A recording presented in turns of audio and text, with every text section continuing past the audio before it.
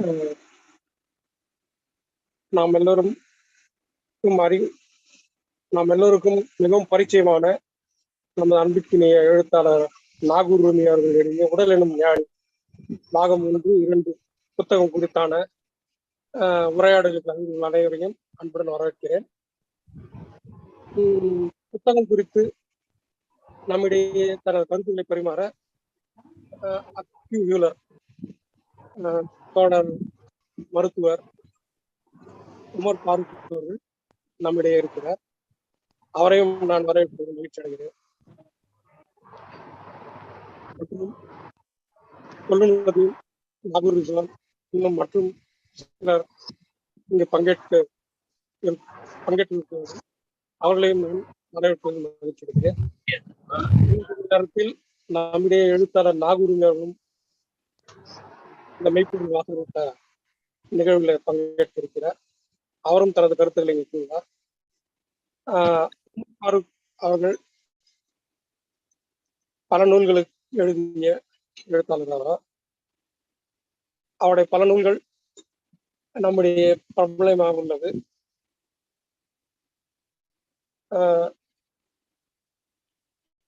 தற்போது உமர் ஃபாரூக் அவர்களை உடல் எனும் ஞானி எனும் நாகூர் ரூமி அவர்களை புத்தகத்தை குறித்து தனது கருத்துக்களை பரிமாற அன்புடன் அழைக்கிறேன். உமர் ஃபாரூக் அவர்கள்.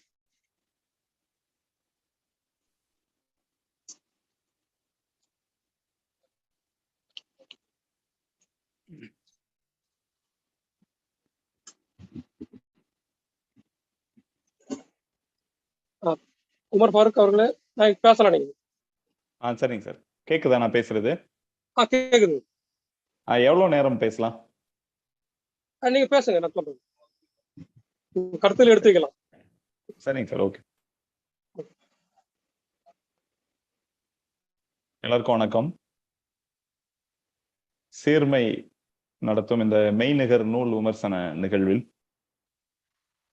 பேராசிரியர் முனைவர் நாகூர் ரூமி அவர்களுடைய உடல் எனும் யானை அப்படிங்கிற இந்த புத்தகம் பற்றி பேசுகிற வாய்ப்பை எனக்கு அளித்த சீர்மை குழுவினருக்கும், இந்த நிகழ்வை சிறப்புற நடத்தி கொண்டிருக்கிற ஒருங்கிணைத்து கொண்டிருக்கும் தொகுப்பாளர் வழக்குரைஞர் முஸ்தாக் அவர்களுக்கும், ஒருங்கிணைப்பாளர் நாகூர் ரிஸ்வான் அவர்களுக்கும் மற்றும் நதீம் உள்ளிட்ட குழுவினர் அனைவருக்கும் என்னுடைய நன்றியை முதல்ல தெரிவிச்சுக்கிறேன்.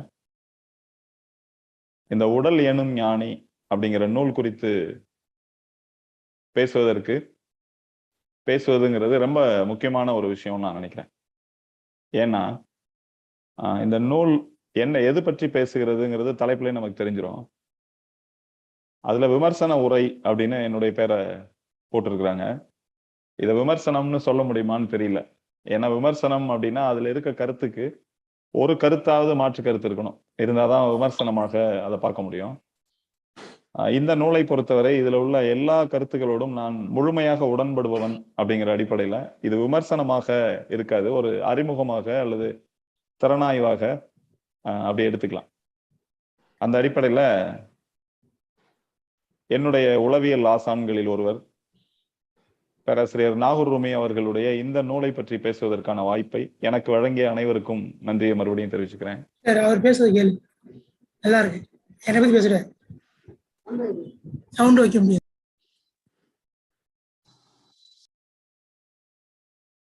பேராசிரியர் நாகூர் ரூமி அவர்களை நான் நேரடியா சந்திக்கிறதுக்கு முன்னாடியே அவருடைய நூல்கள் வழியாக எனக்கு அறிமுகம்.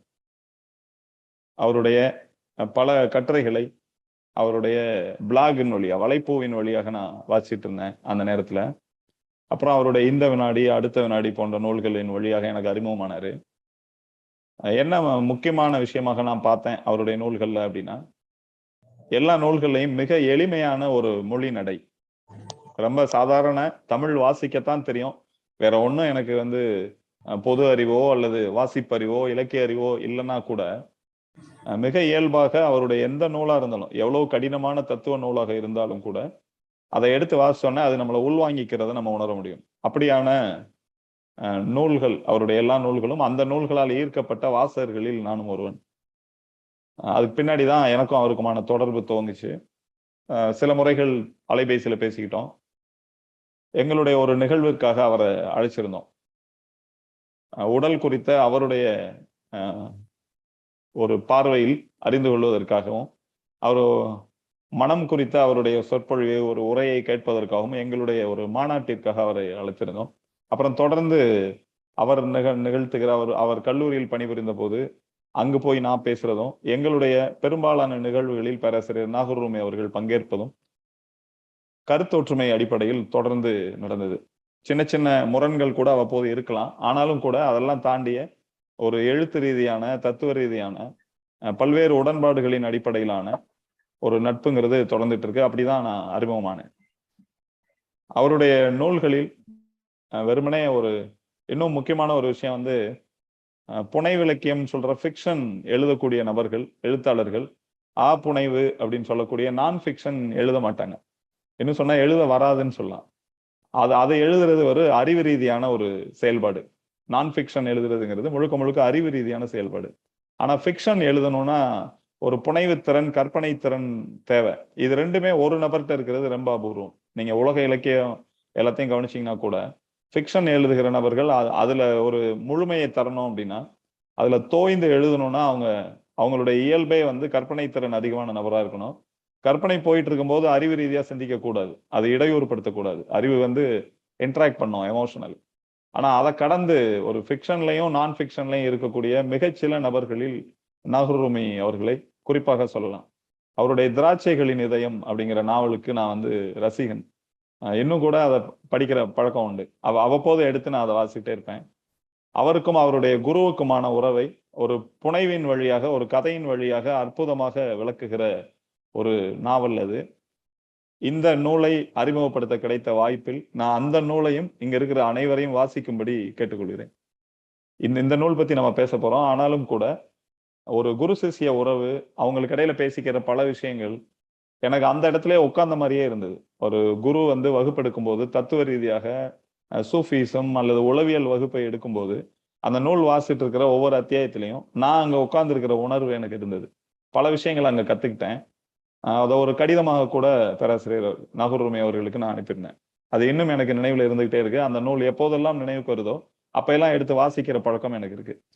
50க்கும் மேற்பட்ட நூல்கள், ஏராளமான மொழிபெயர்ப்புகள், நான் ஃபிக்ஷன்ல உளவியல் சார்ந்த மிக எளிமையாக மனம் செயல்படக்கூடிய விதத்தை, அதை அன்றாட பயன்பாட்டுக்கு எப்படி கொண்டு வரலாம் அப்படிங்கிற விஷயத்தை எல்லாம் எழுதக்கூடிய ஒரு மிக முக்கியமான தமிழின் எழுத்தாளர் நாகூர் ரூமி அவர்கள். அந்த அடிப்படையில இந்த நூல் குறித்து நம்ம பார்க்கலாம்.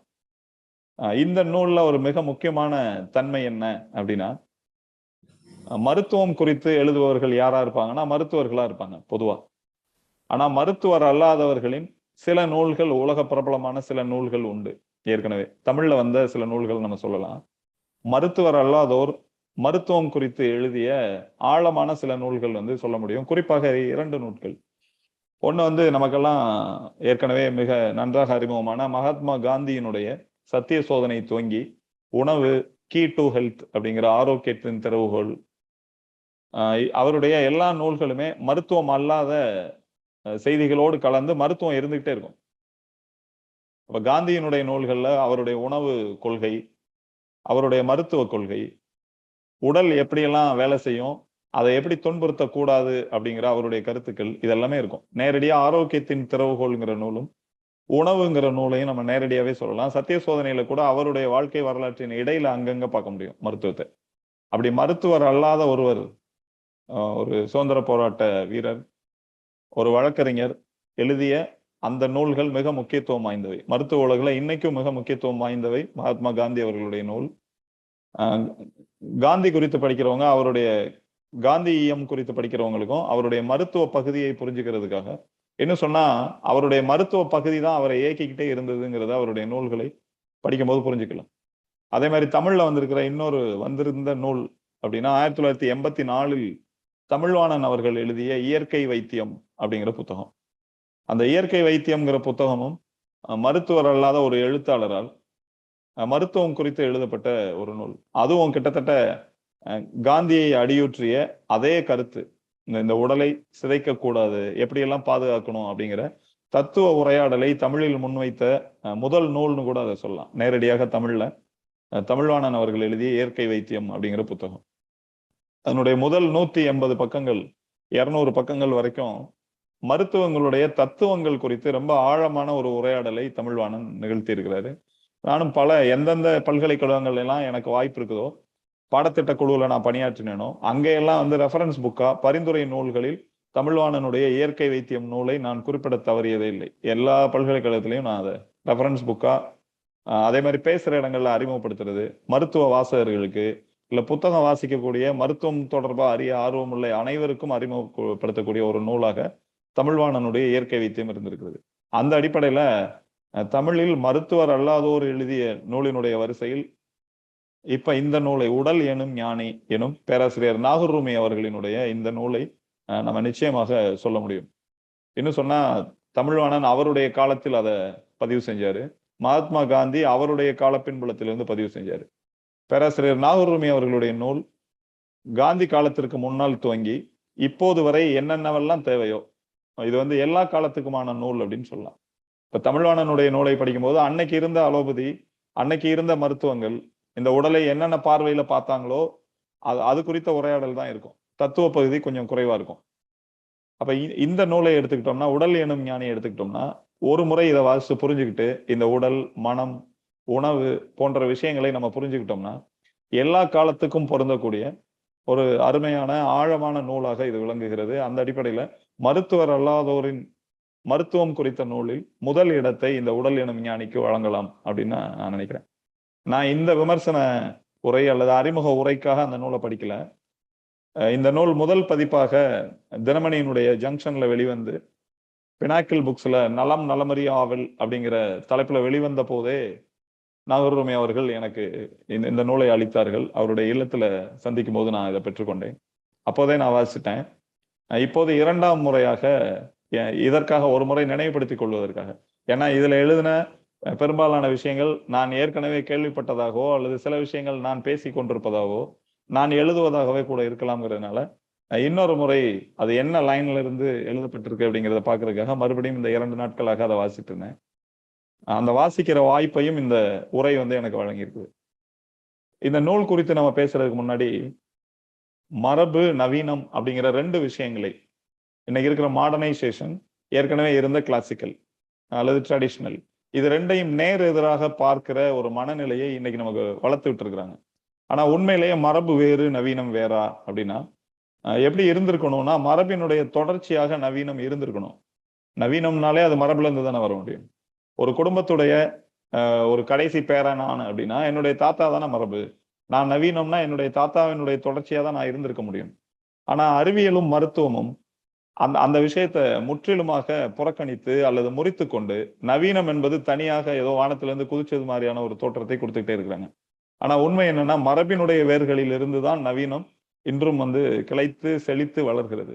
இந்த நவீனத்தில் இருக்கக்கூடிய நல்ல விஷயம்னு ஏதாவது இருந்ததுன்னா, அது மருத்துவமோ அறிவியலோ என்ன நல்ல விஷயம் இருந்தாலும் அதனுடைய மரபு வேர்கள் நம்முடைய பாரம்பரியத்துல தான் இருக்கு. அதனுடைய அடுத்த கட்டமாக தான் இது வளர்ச்சி அடைஞ்சிருக்க முடியுமே தவிர நவீனம் என்ன தனியாக ஒண்ணு வந்திருக்க முடியாது. அது இந்தியாவில மிக அதிகமான குழப்பம். ஏன் அப்படின்னா, இங்க வந்து பல வெளிநாட்டு படையெடுப்புகள், அப்ப இங்க இருந்த ஆரம்ப கால படையெடுப்புகள் முகலாயர்கள் வந்த போதோ அல்லது பல்வேறு நாடுகளை சேர்ந்தவர்கள் இங்க வந்த போதோ இங்க உள்ள மருத்துவங்களுக்கு எந்த பாதிப்பும் வந்துடல. ஆனா கடைசியாக வந்த ஆங்கிலேயர்களுடைய வருகைக்கு பின்னால் இங்க இருக்கிறதெல்லாம் வந்து ஒரு முட்டாள்தனமான பழக்கம் அப்படின்னும், அவங்க பின்பற்றுறதுதான் உலகத்திலேயே சிறந்தது அப்படிங்கிற அடிப்படையிலையும் அந்த விஷயங்கள் இங்க வர ஆரம்பிச்சதுனால நவீனம்ங்கிறது வேறு, மரபுங்கிறது இங்க ஏற்கனவே இருக்கிற முட்டாள்தனமான பழக்கம் அப்படிங்கிற ஒரு 2 வேறுபடுத்தி பார்க்கிற பார்வை வந்து இங்க வந்துருச்சு. அதுக்கு முன்னாடி இங்க பல வேறுபாடுகள் இருந்தாலும் அதன் வழியாக ஒரு ஒருங்கிணைந்த தன்மை தான் இங்க உள்ள மக்களுடைய மனநிலை பிரதிபலிச்சு. ஒவ்வொரு 30-40 கிலோமீட்டருக்கும் ஒவ்வொரு பண்பாடு இருக்கும், ஒவ்வொரு உணவு முறை இருக்கும், ஒவ்வொரு மருத்துவ முறை இருக்கும். சித்த மருத்துவமே ஒண்ணுன்னு சொல்லிட முடியாது. ஒவ்வொரு பகுதியிலையும் விளையிற வெவ்வேறு வகையான மூலிகைகள், அது மருந்து செய்முறை இதெல்லாம் மாறிக்கிட்டே இருக்கும். அங்க இருக்கக்கூடிய பருவ காலம் தீர்மானிக்குது, அங்க வாழ்ந்த முன்னோர்களுடைய அனுபவம் தீர்மானிக்குது. ஆனா சித்த மருத்துவம் நம்மளால ஒண்ணுன்னு சொல்ல முடியும். அதுல உணவு மருத்துவம், மூலிகை மருத்துவம், இப்படி பல்வேறு பிரிவுகள் இருந்தாலும் அதை ஒண்ணுன்னு சொல்லிட முடியும். அப்ப பன்முகத்தன்மை ஒன்றாக இருப்பது அப்படிங்கிறது இங்க இருந்துகிட்டே இருந்துச்சு அந்த காலத்துல இருந்து. பல வகையான பழக்க வழக்கங்கள், பண்பாடுகள், உணவு முறைகள், மருத்துவ முறைகள் எல்லாமே இருந்தாலும் இங்க பிளவு வந்ததில்லை. ஆனா இந்த அந்நிய படையெடுப்புகளுக்கு பின்னால், குறிப்பாக ஆங்கிலேயர்களுடைய வருகைக்கு பின்னால், ஆங்கிலேயர்களுடைய மருத்துவம் தான் உலகத்துல உயர்ந்தது அப்படிங்கிற கருத்து இங்க படிப்படியாக திணிக்கப்பட்டது. அதனுடைய விளைவாக நம்ம இன்னைக்கு ஆங்கிலேயர்களுடைய வாரிசுகளாகவும் நம்முடைய மரபினுடைய தொடர்ச்சியாகவும் நம்ம சிந்திக்கிற ஒரு மனதை நம்ம பெற்றிருக்கிறோம். அதனால நமக்குள்ளே அந்த சண்டை நடந்துட்டே இருக்கும். நம்ம அந்த காலத்து விஷயங்கள் மட்டுமே சரின்னு பேசுறோமா, இப்ப இருக்கிறது பூரா தவறா, அப்படியான குழப்பங்கள் இருந்துகிட்டே இருக்கும். அதுல மரபும் நவீனமும் ரெண்டும் ஒண்ணும் இல்ல, ஒரே பாதை தான். மரபிலிருந்து கிளைத்து வந்ததுதான் நவீனம் அப்படிங்கிற அடிப்படையை உள்வாங்கிக்கிட்டு, ஆனாலும் இப்ப அந்த காலத்திலயும் பல தீமைகளும் இருந்துதானே இருந்திருக்கும். மரபுனா 100% சரி, அல்லது நவீனம்னா 100% தவறு அப்படிங்கிற இடத்துக்கு நம்ம போக வேண்டியதில்லை. எப்பயுமே பயன்பாட்டு அடிப்படையில, இயற்கையினுடைய தத்துவ அடிப்படையில 2 முறைகளிலும் சரியாக இருக்கிறது எதுவோ அது எல்லாம் மரபினுடைய தொடர்ச்சி. எது தவறாக இருக்குதோ அது நம்ம தெரியாம செஞ்சு வச்சிருக்கிறோம், அதை கைவிடலாம் அப்படிங்கிற ஒரு பொது முடிவுல இருந்துதான் மருத்துவம் உட்பட எல்லா விஷயத்தையுமே நம்ம அணுகணும். ஏன்னா உலகம் முழுக்க வளர்ந்திருக்கக்கூடிய இன்னைக்கு நவீன வேளாண்மையா இருக்கட்டும், நவீன வாழ்க்கை முறையாக இருக்கட்டும், இதெல்லாம் எந்த நெருக்கடிக்கு நம்மளை கொண்டு போய் விட்டுருக்குன்னு நம்ம தெரியும். நான் வெறுமனே இன்றைக்கு வந்திருக்கக்கூடிய ஒரு கொரோனா காலமோ அல்லது இதுக்கு அடுத்தடுத்து வரப்போகிற பல்வேறு கிருமிகளின் காலங்களை பத்தியோ நான் சொல்ல வரல. ஆனா மொத்த வாழ்க்கை முறையும் இந்த 100 ஆண்டுகளில் நம்ம இந்த பூமியவே மொத்தமா சிதைச்சிருக்கிறோம். உலகம் முழுக்க வாழ்கிற 11,000 விஞ்ஞானிகளினுடைய ஆய்வு அறிக்கை 2019ஆம் ஆண்டு ஐக்கிய நாடுகள் சபையில சமர்ப்பிக்கப்பட்டது. அதை வெளியிடுறதுக்கு முன்னாடி கொரோனா வந்ததுனால அது பெருசா வெளியில பேசப்படல. இன்னும் குறிப்பா தமிழ்ல இது குறித்து ஒரு 4-5 கட்டுரைகள் மட்டுமே வந்திருக்கு, சூழலியல் குறித்து. சூழலியல்னா ஏதோ காடு வளர்க்கறது, மரம் வளர்க்கறது, தண்ணியை சேமிக்கிறதுங்கிற அளவுல தான் நம்ம புரிஞ்சிட்டு இருக்கிறோம். ஆனா இந்த உலகத்துடைய அழிவு குறித்து அந்த 11,000 விஞ்ஞானிகளுடைய அறிக்கை பேசுகிறது.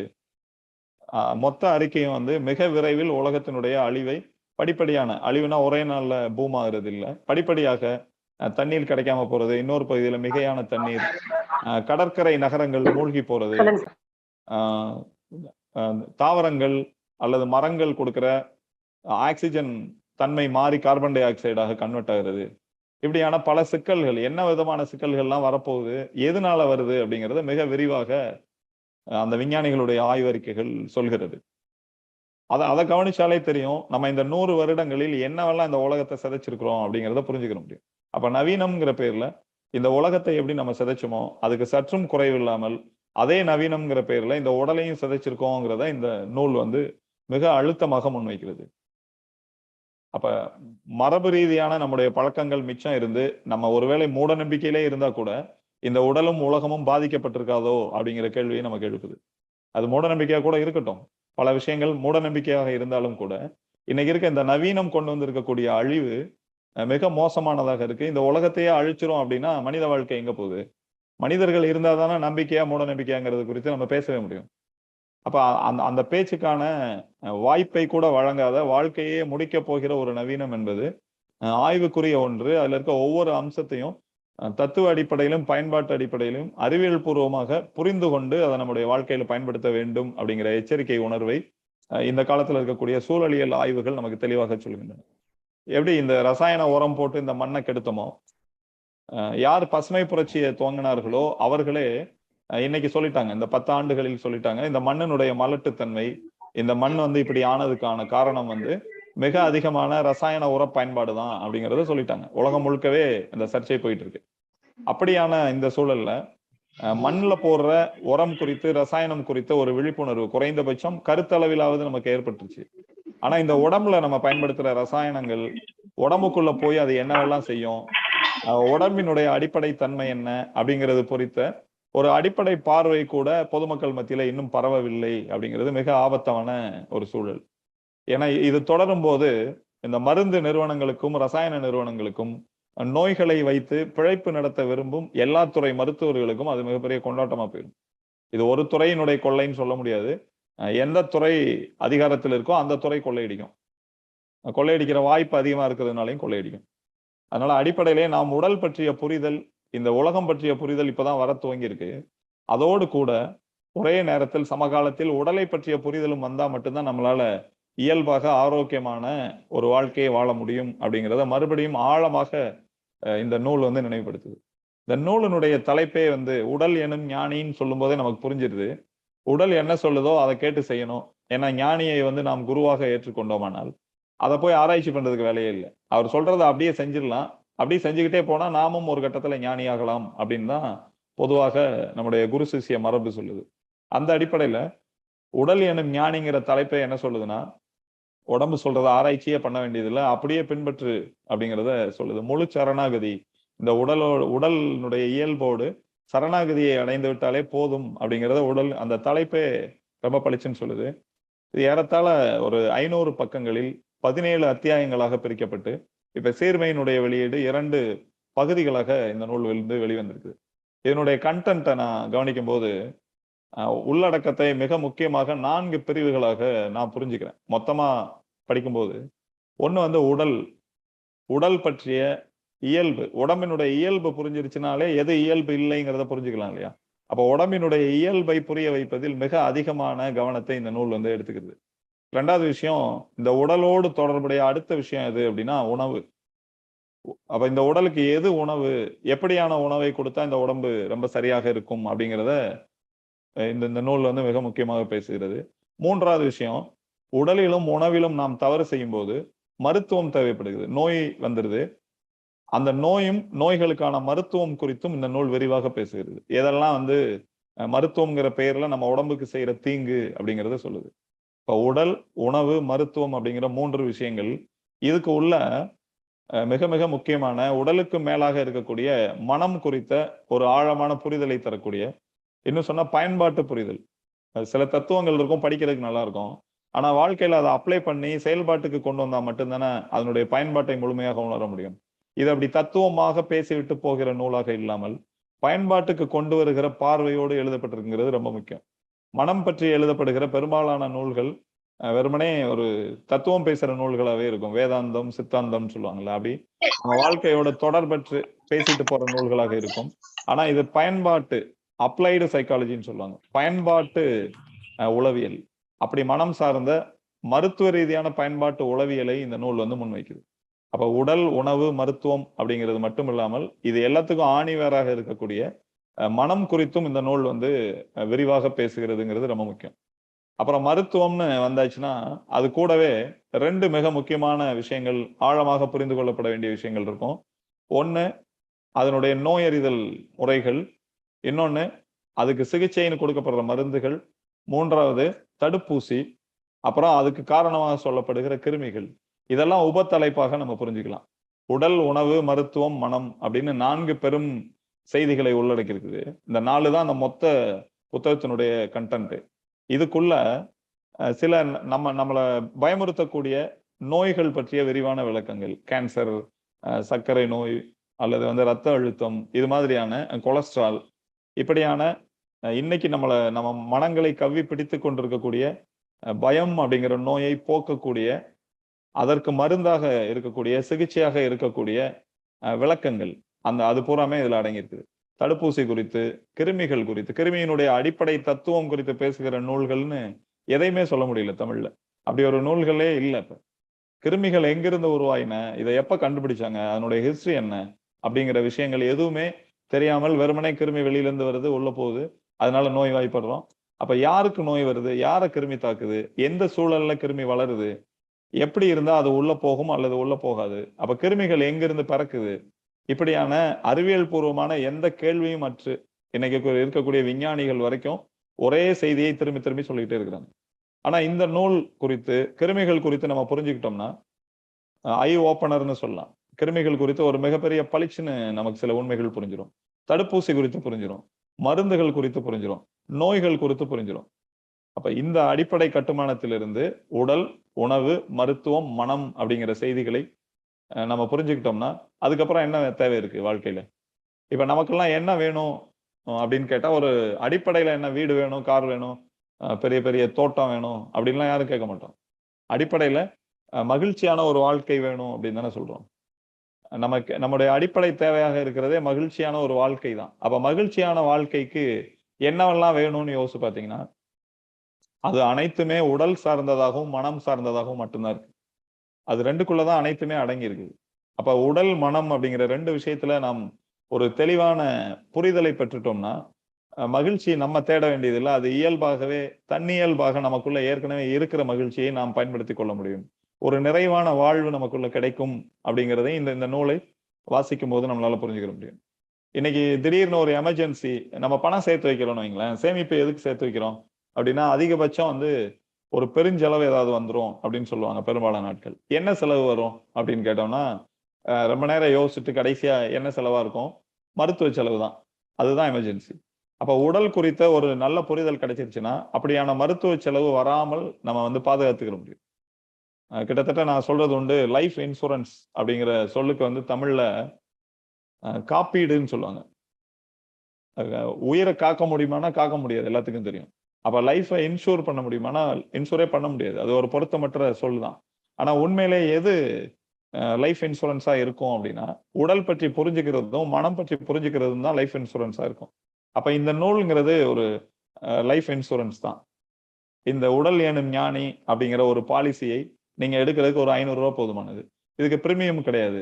ஒரே ஒரு முறை முழுமையாக படிச்சு அதுல உள்ள விஷயங்களை முதல்ல உள்வாங்கி அதுக்கப்புறம் உங்களுடைய அன்றாட செயல்பாடுகளுக்குள்ள கொண்டு வந்து அப்படி ஒரு பார்வையை நீங்கள் பெற்றுட்டீங்க அப்படின்னா இந்த பாலிசி உண்மையிலேயே உங்கள் உயிர் காக்கிற, நீங்க வாழ்கிற வரைக்கும் உயிர் போகும்ல ஒரு நாள், அது வரைக்கும் உங்க உயிரையும் உடலையும் மனதையும் காக்கிற ஒரு முக்கியமான வேலையை இந்த நூல் வந்து செய்யும்.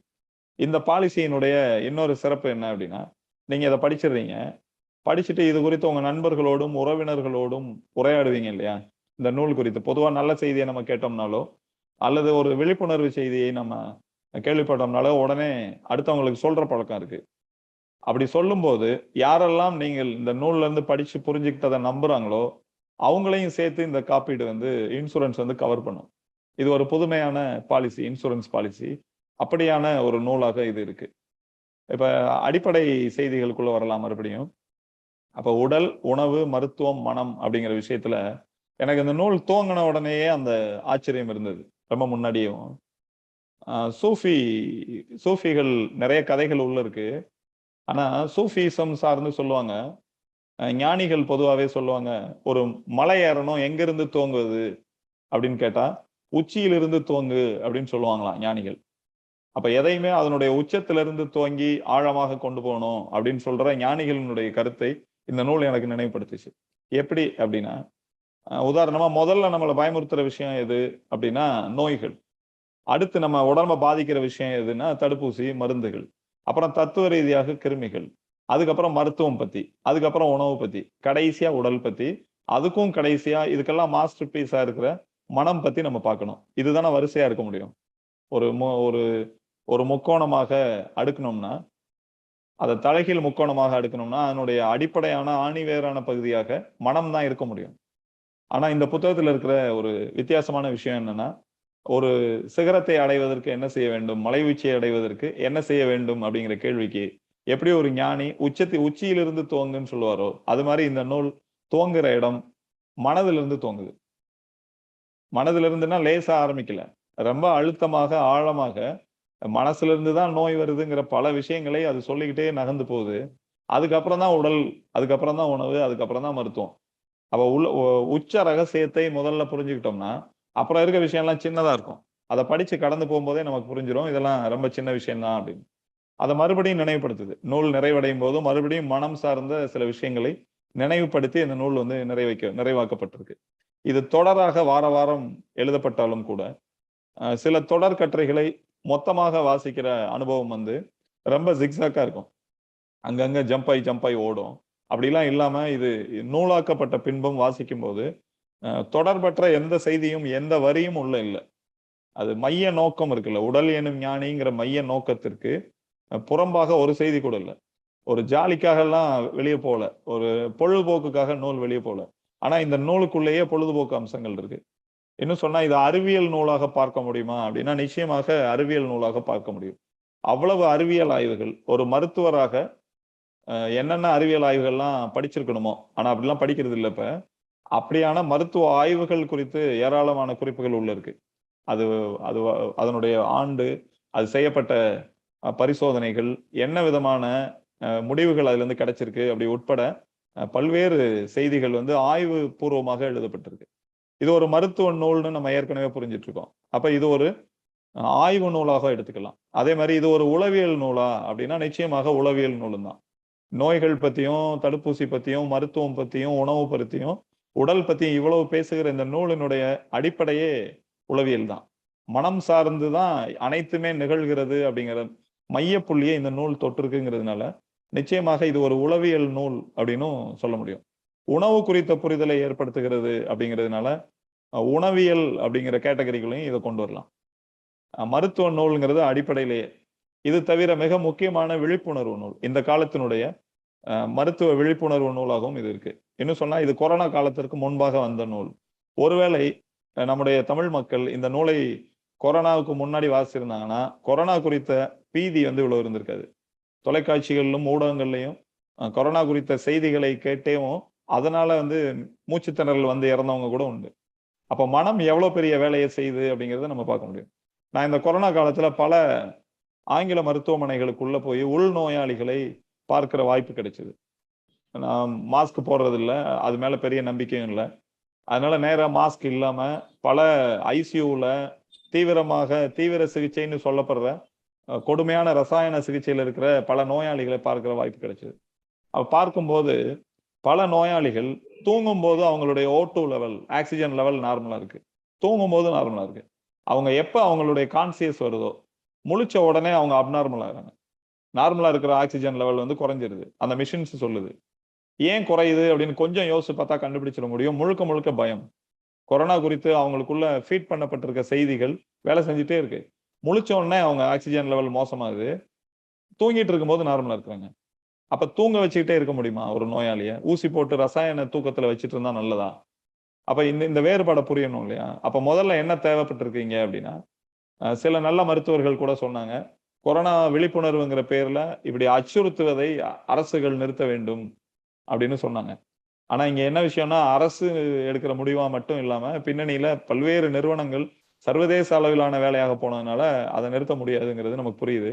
ஆனா அப்ப தனி மனிதனாக நம்மை நாம் காப்பாற்றிக் கொள்வதற்காக இது மாதிரியான விஷயங்கள்ல சிக்கி நம்முடைய ஆரோக்கியத்தையும் மனநிலையும் இழந்து விடாமல் இருப்பதற்காக தற்காப்பு நடவடிக்கையாக ஒண்ணுதான் செய்ய முடியும். அது விழிப்புணர்வு தான். விழிப்புணர்வுங்கிறது சுய விழிப்பின் வழியாக தான் அது முழுமையான சாத்தியம்.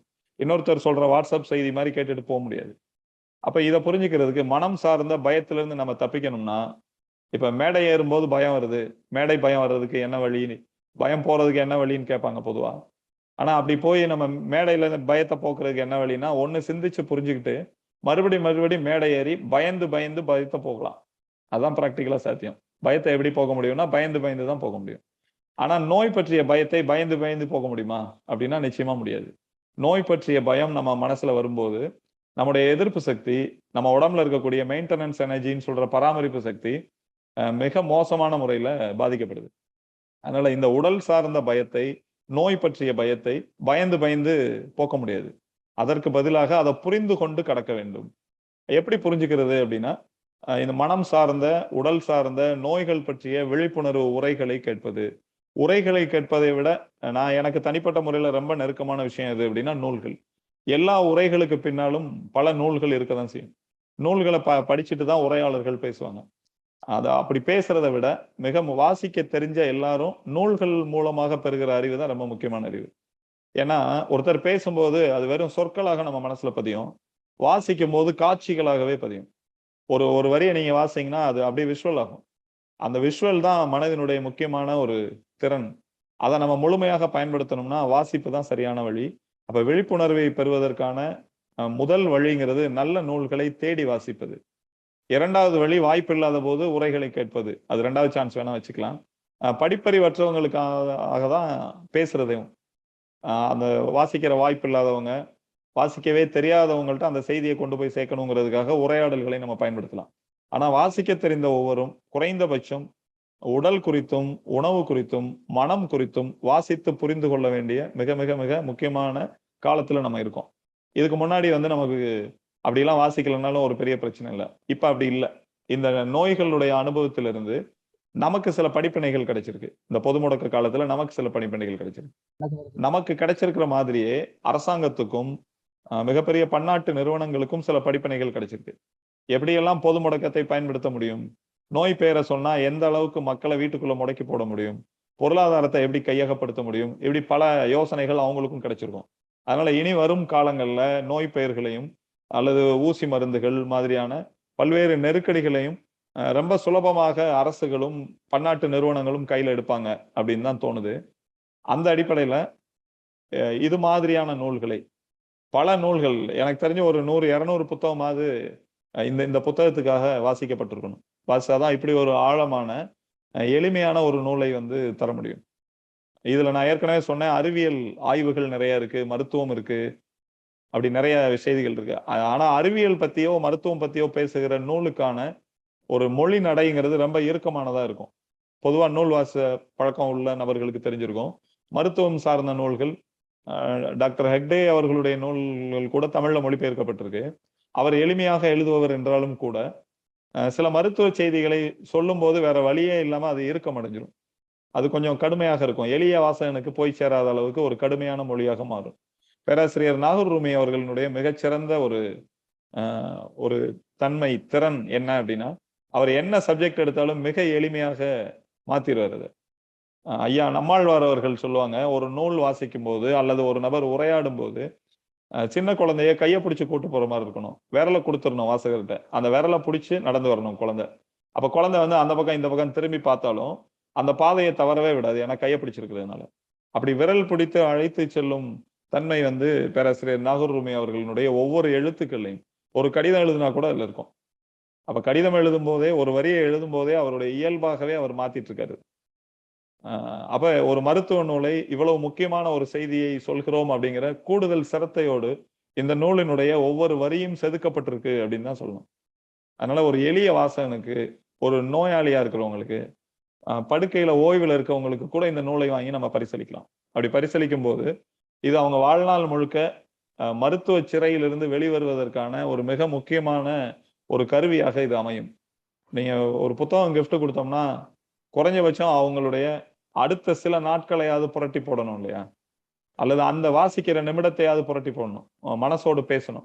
இந்த நூல் வந்து அவங்க வாழ்க்கையவே புரட்டி போடும். ஏன்னா உலகம் முழுக்க இருக்கிற வாழ்க்கையை புரட்டி போடுகிற ரகசியங்களின் தொகுப்பாக இந்த நூல் வந்திருக்கு. உடல் பற்றிய ரகசியங்களின் தொகுப்பு, உணவு குறித்த ரகசியங்களின் தொகுப்பு, மருத்துவம் குறித்த ரகசியங்களின் தொகுப்பு, மனம் குறித்த ரகசியங்களின் தொகுப்பு, அப்படி சொல்லலாம். அது சொல்லுகிற மொழியில அது ரகசியம் பேச போகுதுன்னே நமக்கு தெரியாது. ஆனா ரொம்ப எளிமையா அப்படியே கடந்து போகும்போது நமக்கு அந்த ரகசியம் புரிஞ்சிருக்கும். அந்த ரகசியம் புரிஞ்சதுக்கு பின்னால் இந்த உலகத்தை, இந்த நோயை பார்த்து பயப்படுற மனிதர்களை பார்க்கும்போது நமக்கே ஒரு நகைச்சுவை உணர்வு வந்துடும் வைங்களேன். சாதாரண சின்ன சின்ன பிரச்சனைகளுக்கெல்லாம் எவ்வளவு பயப்படுறாங்க அப்படின்னு புரிஞ்சதுக்கு அப்புறம் தான் நம்மளை திரும்பி பார்ப்போம். இந்த நூலை வாசிப்பதற்கு முன்னால் எப்படி வந்து நம்மளும் இதே மாதிரி பயந்துட்டு இருக்கோம் அப்படிங்கிற ஒரு புரிதல் நமக்கு கிடைச்சிடும்.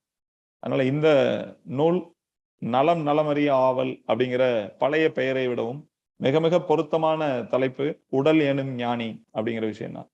இந்த உடல் எனும் ஞானி நம்மளோடு எப்பயுமே பேசிட்டே இருக்கிறாரு. எப்ப சாப்பிடணும், எப்படி சாப்பிடணும், எதை சாப்பிடணும், எப்ப தூங்கணும், ஏன் தூங்கணும் அப்படிங்கிறது உட்பட பல ரகசியங்களை இந்த நூல் வந்து அந்த உடலினுடைய மொழியிலிருந்து நமக்கு உணர்த்துது. என்னுடைய நூல்கள் ஏறத்தாழ ஒரு 32 நூல்கள், மருத்துவ நூல்கள் வந்திருக்கு. அந்த 32 நூல்களை வாசிப்பதை விடவும் இந்த ஒரே ஒரு நூல் உடல் எனும் ஞானிங்கிற ஒரே ஒரு நூலை வாசித்தால் டாக்டர் ஹெக்டே, டாக்டர் ஃபஸ்லுர் ரஹ்மான் அவரே நூல்ல பல பகுதியில குறிப்பிட்டிருக்கிறது போல பல மனித குலத்தின் மீது அக்கறை கொண்ட, நோய்களில் இருந்து பாதுகாக்க வேண்டும் என்ற தன்னுணர்வு கொண்ட, சமூக அக்கறையுள்ள மருத்துவர்களின் அத்தனை கருத்துக்களையும், உலகத்துல அவங்க எங்க இருந்தாலும் சரி, ஜெர்மனியில இருக்க காரல் யங்கா இருந்தாலும் சரி, உளவியல் நிபுணர் அவரா இருந்தாலும், சிக்மண்ட் ஃப்ராய்டினுடைய ஒரு நல்ல ஒரு செய்தியாக இருந்தாலும், டாக்டர் ஹெக்டேவுடைய ஆய்வாக இருந்தாலும், டாக்டர் ஃபஸ்லுர் ரஹ்மானுடைய அனுபவமாக இருந்தாலும், எல்லா திசையிலிருந்தும் எடுத்து கொண்டு வந்து கோர்த்து சொந்த கருத்துக்களோடு, வெறுமனே கோர்க்கிற வேலையை மட்டும் இந்த நூல் செய்யல. ஒரு சொந்த கருத்து இருந்தாதான் அது மேல மற்றவருடைய கருத்துக்களை மேற்கோள்களாக பயன்படுத்த முடியும். சில நூல்கள் என்ன ஆகும்னா வெறும் மேற்கோள்கள்லயே முடிஞ்சு போயிடும், சொந்த கருத்தே இருக்காது. கடைசியில என்னதான் சொல்ல வர்றார் ஆசிரியர் அப்படின்னு ஒரு கேள்வி எழுப்போம். ஆனா இந்த நூலை பொறுத்த வரைக்கும் அவருடைய கருத்து முதல்ல ஒண்ணு இருக்கு. அந்த கருத்தின் மீது இன்னும் கூடுதல் செறிவூட்டக்கூடிய கருத்துக்களை வச்சு இந்த நூலை படிப்படியாக கட்டி எழுப்பி இருக்கிறார் பேராசிரியர் நாகூர் ரூமி அப்படின்னு சொல்லலாம். ஏன்னா அந்த அளவுக்கு அவ்வளவு மேற்கோள்கள். ஒரு பக்கத்தை படிச்சோம்னாலே அதுல வந்து ஒரு நூலுடைய பெயரோ, ஒரு ஆய்வாளருடைய பெயரோ, ஒரு மருத்துவருடைய பெயரோ, அல்லது ஒரு ஞானியினுடைய பெயரோ இருந்துட்டே இருக்கும். ஒரு மருத்துவ நூல்ல சூஃபிசம் குறித்து பேச முடியுமா? அல்லது ஒரு சூஃபிசம் குறித்த ஒரு நூல்ல மருத்துவம் குறித்து பேச முடியுமா? அல்லது உணவு குறித்து பேச முடியுமா? இப்படி நம்ம கேள்வி எழுப்பினோம்னா இது மிக மிக மிக ஒரு ஆச்சரியத்தை தரக்கூடிய ஒரு அனுபவத்தை நமக்கு நிச்சயமாக கொடுக்கும். இதனுடைய எல்லா பக்கங்கள்லயும் நம்முடைய எல்லா கேள்விகளுக்குமான விடையும் இருக்கு. நான் ஏற்கனவே சொன்னது மாதிரி ஒரு பிராக்டிக்கல் கைடோட இருக்கு. ஒவ்வொரு பகுதியையும் கன்க்ளூசிங் பாயிண்ட்னு சொல்லுவாங்கல்ல, ஆங்கிலத்துல தான் அப்படியான நூல்கள் அதிகம். தமிழ்ல வந்து அந்த கன்க்ளூஷனுக்கு கொண்டு வர மாட்டாங்க. நூல் எழுதக்கூடிய கட்டுரையாளர் வந்து அவர் ஒரு கருத்தை வச்சுட்டு எழுதுறாரு. எழுதி முடிக்கும் போது என்ன விதமான சந்தேகங்கள் வாசகனுக்கு நேரும்னு ஒரு உணர்வு வேணும், கூருணர்வு தேவை எழுத்தாளனுக்கு. அப்படி வாசக பார்வையிலிருந்து யோசிக்காமல் பல நூல்கள் எழுதப்படும் போது வாசகருக்கு புரியாம போயிடும். கொஞ்சம் பேருக்கு புரியும், நிறைய பேருக்கு புரியாது. அதே மாதிரி இந்த நூல் என்ன சொல்ல வருகிறதுங்கிறதுல ஒரு தெளிவான கன்க்ளூஷன் பாயிண்ட் வந்து தேவை. இது ரெண்டையுமே இந்த நூல் முழுமையாக நிறைவு செய்கிறது. ஒண்ணு வந்து அதை வாசிட்டு இருக்கும் போதே அது ஒரு கடினமான விஷயம், நம்ம உள்வாங்குறதுக்கு சிரமப்படுறோம் அப்படின்னா அந்த நூலினுடைய போக்குல குறுக்கிட்டு சில கேள்விகளை எழுப்பி அதுக்கு பதில் சொல்லி அதுக்கு ஒரு கதை சொல்லி ஒரு ஆய்வு நிரூபணத்தை அங்க கொடுத்து ஒரு வரலாற்றுக்குள்ள கொண்டு போய் திருப்பி அந்த இடத்துக்கு கொண்டு வந்து விட்டுறாரு. அப்ப அந்த விஷயத்தை ரொம்ப ஆழமாக நம்மளால புரிஞ்சுக்கிற முடியும். புரிஞ்சுக்கிட்டு அடுத்த இடத்துக்கு கடக்கிறோம். அப்படியே ஒரு 1ஆம் வகுப்பு மாணவனுக்கு ஒரு ஆவண சொல்லித்தர்ற எளிமையோடு கதைகளோடு ஒரு ஒரு சினிமா பார்த்தோம்னா எப்படி நம்ம எந்த விதமான கூடுதல் கவனமோ கூடுதலான சிரத்தையோ தேவையில்லை. அப்படி பார்க்கும்போது அது நம்ம மனசுல பதியும். அப்படிங்கிற மாதிரி இந்த உடல் எனும் ஞானிங்கிற இந்த நூலை வெறுமனே வாசிச்சா ஒன்னும் கவனம்லாம் வாசிக்க வேண்டாம். ஒரு மெடிடேஷன் பண்ற ஃபீல் எல்லாம் கூட அவசியம் இல்லை. சும்மா வாசிங்க, கதை புத்தகம் வாசிக்கிற மாதிரி வாசிங்க. இது உங்களுக்குள் தியானத்தை உருவாக்கும். இது உங்களுக்குள் ஒரு அனுபவத்தை கொடுக்கும். இது உங்களுக்குள் பல புரிதல்களை கொடுக்கும் என்று நான் வந்து மிக ஆழமாக நம்புகிறேன். இந்த நூலினுடைய எந்த வரியும் எந்த பக்கமும் பொழுதுபோக்கு அம்சத்தோடு இல்லை. ஆனால் நம்முடைய பொழுதை இதை ஆரம்பிச்சிட்டோம்னா முடிக்கவே முடியாது. அப்படியே வச்சுட்டு அடுத்த வேலையெல்லாம் பார்க்க முடியாது. எத்தனை முறை படித்தாலும் நான் ஒவ்வொரு முறை ஏதாவது ஒரு விஷயத்துக்காக இந்த நூலை எடுத்தாலும் அந்த அந்த பேராவையோ அந்த மேற்கோளையோ படிச்சுட்டு வச்சிடலான்னு தான் எடுப்பேன். ஆனா ஒவ்வொரு முறை எடுத்தாலும் அதை அப்படியே அடுத்தடுத்த பக்கங்களுக்கு நகர்த்தி கொண்டு போயிட்டே இருக்கும். நம்ம சுய உணர்வு பெற்று சரி வேற வேலை இருக்குன்னு வச்சுட்டு போனாதான் வைக்க முடியுமே தவிர இதனுடைய ஆற்றலுக்கான எழுத்து நடையாக இருந்தாலும் சரி, எளிமையாக வாசகனை உள்ளிழுத்துக் கொள்கிற தன்மையாக இருந்தாலும் சரி, ஒரு மெமரிக்கு உளவியல்ல சொல்லுவாங்க, ஒரு மனிதன் வந்து தீவிரமான சீரியஸான விஷயத்த பேசினா ஒரு 10-13 நிமிடங்கள் தான் கவனிக்க முடியும். அதுக்கு மேலேயும் சீரியஸா பேசணும்னா டைவர்ட் ஆயிரும். அவங்க வீட்டுக்கு போயிடுவாங்க மனதளவுல, அல்லது பிடிச்ச இடங்களுக்கு போவாங்க, ஏதோ ஒண்ணு பிடிச்சு ஃபாலோ பண்ண ஆரம்பிச்சுக்குவாங்க. அதனாலயே என்ன செய்வாங்க, சர்வதேச அளவுல உரையாளர்கள் வந்து 7 நிமிஷத்துக்கு அப்புறமே ஒவ்வொரு ஜோக் சொல்ற பழக்கம்லாம் இருக்கு. அது ஒரு மாதிரி மிஷினரி ட்ரைனிங்னு வச்சுக்கலாமே. அப்படிலாம் திட்டமிட்டு செய்ய முடியாது. ஆனா இந்த நூல் இயல்பாகவே அப்படி அமைஞ்சிருக்கு. அது ரொம்ப அடர்த்தியான கருத்துக்களை பேசும்போது அப்படியே ஒரு கதை சொல்றது, அப்படியே ஒரு வரலாற்றுக்குள்ள கூட்டு போறது, ஒரு ஆய்வு முடிவுகளை தருவது, அப்படி வந்து விதவிதமான உரையாடல் உத்திகள் உள்ள இருக்கு. ஒரு கருத்தை எப்படி முன்வைக்கலாம் அப்படிங்கிற திறனாய்வு உத்திகள் உள்ள இருக்கு. ஒரு மிகச்சிறந்த ஆய்வு நூலுக்குரிய அம்சத்தோடு கூடிய பொதுமக்களுக்கான எளிய கையேடு அப்படின்னு இந்த நூலை சொல்லலாம். அந்த காலத்துல பழமொழிகளை சொல்லுவாங்க. செறிவூட்டப்பட்ட தத்துவம் அப்படின்னு சொல்லுவாங்க பழமொழியை. ஒரு வரியில வந்து பல விஷயங்களை அது சொல்லும். திரும்பி திரும்பி அந்த பழமொழியை சொல்லிக்கிட்டே இருந்தா பல விஷயங்களை அது சொல்லும் அப்படிங்கிற மாதிரி இது வந்து நம்ம வாழ்க்கையினுடைய மருத்துவம், மனம், உடல் சார்ந்த ஒரு பழமொழியை போன்று செறிவூட்டப்பட்ட அதே நேரம் மிக எளிமையான சொற்களால் ஆன நூலாக இது வெளிவந்திருக்கிறது. இது குறித்த இந்த உரையாடலில் பங்கேற்றிருக்கிற ஒவ்வொரு நபரும் நான் சொல்கிற விஷயம் சரியா அப்படிங்கிறத சரி பார்க்கணும்னாலே இந்த புத்தகத்தை அவசியமாக வாசிக்க வேண்டும். வாசி முடிச்சதுக்கு அப்புறம் நீங்க என்ன செய்யணுங்கிறத நான் சொல்ல வேண்டியதில்லை. இந்த எழுத்துக்கள் நீங்க என்ன செய்யணுங்கிறத நோக்கி உங்களை நகர்த்தும்.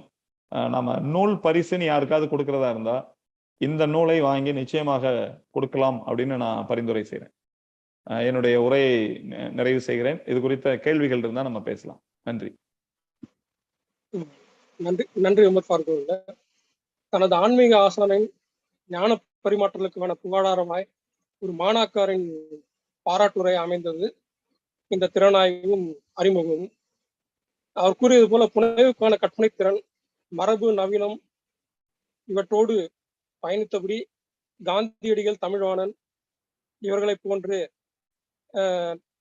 நமக்கு மிகவும் பரிச்சயமான பேராசிரியர் நாகூர் அவர்களின் படைப்புகள் இருப்பதாக அவர் கூறியிருக்கிறார். தமிழ்வாணன் எழுதிய தூக்கம் வருவது எப்படி என்ற ஒரு நூலை படிக்கிற வாய்ப்பு கிடைத்தது. அது இதேதான், உடல் எப்படி பேணி காப்பது என்பதை கூறுகிறது. அதே போல உடலின் புரிதலே காப்பீடு என்ற ஒரு சரியான ஒரு குறியீடையும் இங்கு வைத்திருக்கிறார் உமர் ஃபாரூக் அவர்கள். பலரையும் இங்கு குறிப்பிட்டு கூறியிருக்கிறார். ஹெக்டே, ஃபஸ்லுர் ரஹ்மான், கார்ல் யங், சிக்மண்ட் ஃப்ராய்டு இவர்களை போன்ற பலரின் உடல் குறித்தான தகவல்களையும் இங்கு பரிமாறிக்கொண்டது நாம் அவருக்கு நன்றி கூற கடமைப்பட்டிருக்கிறோம். அடுத்து எபோலா குறித்த ஒரு மருத்துவ கட்டுரை சமூக சமயத்தில் வந்தது. அப்போது பேராசிரியர் நாகூர் சொன்னார், இது போன்ற கட்டுரைகள் மக்கள் மத்தியிலே வந்து பயத்தை உருவாக்கும், மருத்துவ கட்டுரைகள் இப்படி அமையக்கூடாது என்று கூறிவிட்டு அதற்கு பிறகு தான் என்று நினைக்கிறேன் நலம் நலவறிய ஆவல் என்கிற இவரது இந்த வாரந்தோறும் கட்டுரைகள் தினமணியில் வர துவங்கியது. அதன் பிறகு இப்போது உடல் எனும் ஞானி எனும் சீர்மை பதிப்பக வெளியீடாக 2 தொகுப்பாக வந்திருக்கிறது. நாகூர் பேராசிரியர் நாகூர் அறிமுகம் தேவையில்லை. அவர் சிறந்த சிறப்புரையாளர், கூடவே சிறுப்புரையாளரும் கூட. நகைச்சுவை உணர்வோடு அவர் தகவல்களை பரிமாறிக்கொள்கிற விதம் நம்மை பரவசத்துக்கு ஆட்டும். அப்ளைடு சைக்காலஜி என்று சொல்கிறார்களா, அதாவது நோயறிதல், சிகிச்சை, தடுப்பூசி, கிருமி, மருத்துவம், உடல், உணவு, மனம், இப்படி வந்து சிகரத்திலிருந்து கீழ்நோக்கி வருதல் என்ற அந்த தத்துவத்தை பற்றி உமர் ஃபாரூக் கூறியது போலவே பேராசிரியர் அவர்கள் தன்னுடைய எழுத்துக்களில் அப்படிதான் மேலிருந்து கீழ் வருவார், அப்படியே சொல்லி கொண்டு வருவார். அது அப்படியே நம்ம உள்ளுக்குள் இறங்கி கொண்டே இருக்கும். இது வந்து திராட்சைகளின் இதயம் என்கிற ஒரு நாவலாகட்டும், குட்டி அப்பா என்கிற புதினமாகட்டும், அல்லது அவருடைய அந்த அடுத்த வினாடி என்கிற கட்டுரை தொகுப்புகளாகட்டும், இவற்றில் எல்லாமே அது மிகுந்து இருக்கும். நாகூர் ரூமியுடைய இந்த உடல் எனும் ஞானி என்ற புத்தகத்தில் அவரே குறிப்பிட்டது போல எந்த நோயை பற்றியும் நாம் கவலை கொள்ள தேவையில்லை என்ற உண்மையின் பின்னால் உள்ள விஞ்ஞானத்தை குறிவைக்கும் நூலாகத்தான் இது இருக்கிறது. மனமது செம்மையானால் மந்திரம் தேவையில்லை என்பது முதுமொழி. இன்னொன்றும் சேர்த்து சொல்லலாம், மனமது செம்மையானால் மருந்துகள் தேவையில்லை. ஆமாம், தன் நூல் குறித்து நண்பர் உமர் ஃபாரூக் தன்னுடைய திறனாய்வையும் அறிமுகத்தையும் விமர்சனமாக வைக்காமல் தன் ஆசானுக்கான பாராட்டுரையாக வைத்தது ஏற்புரைக்காக பேராசிரியர் நாகூர் ரூமி அவர்களை அன்புடன் அழைக்கிறேன். நாகூர் ரூமி அவர்களை வருக வருக.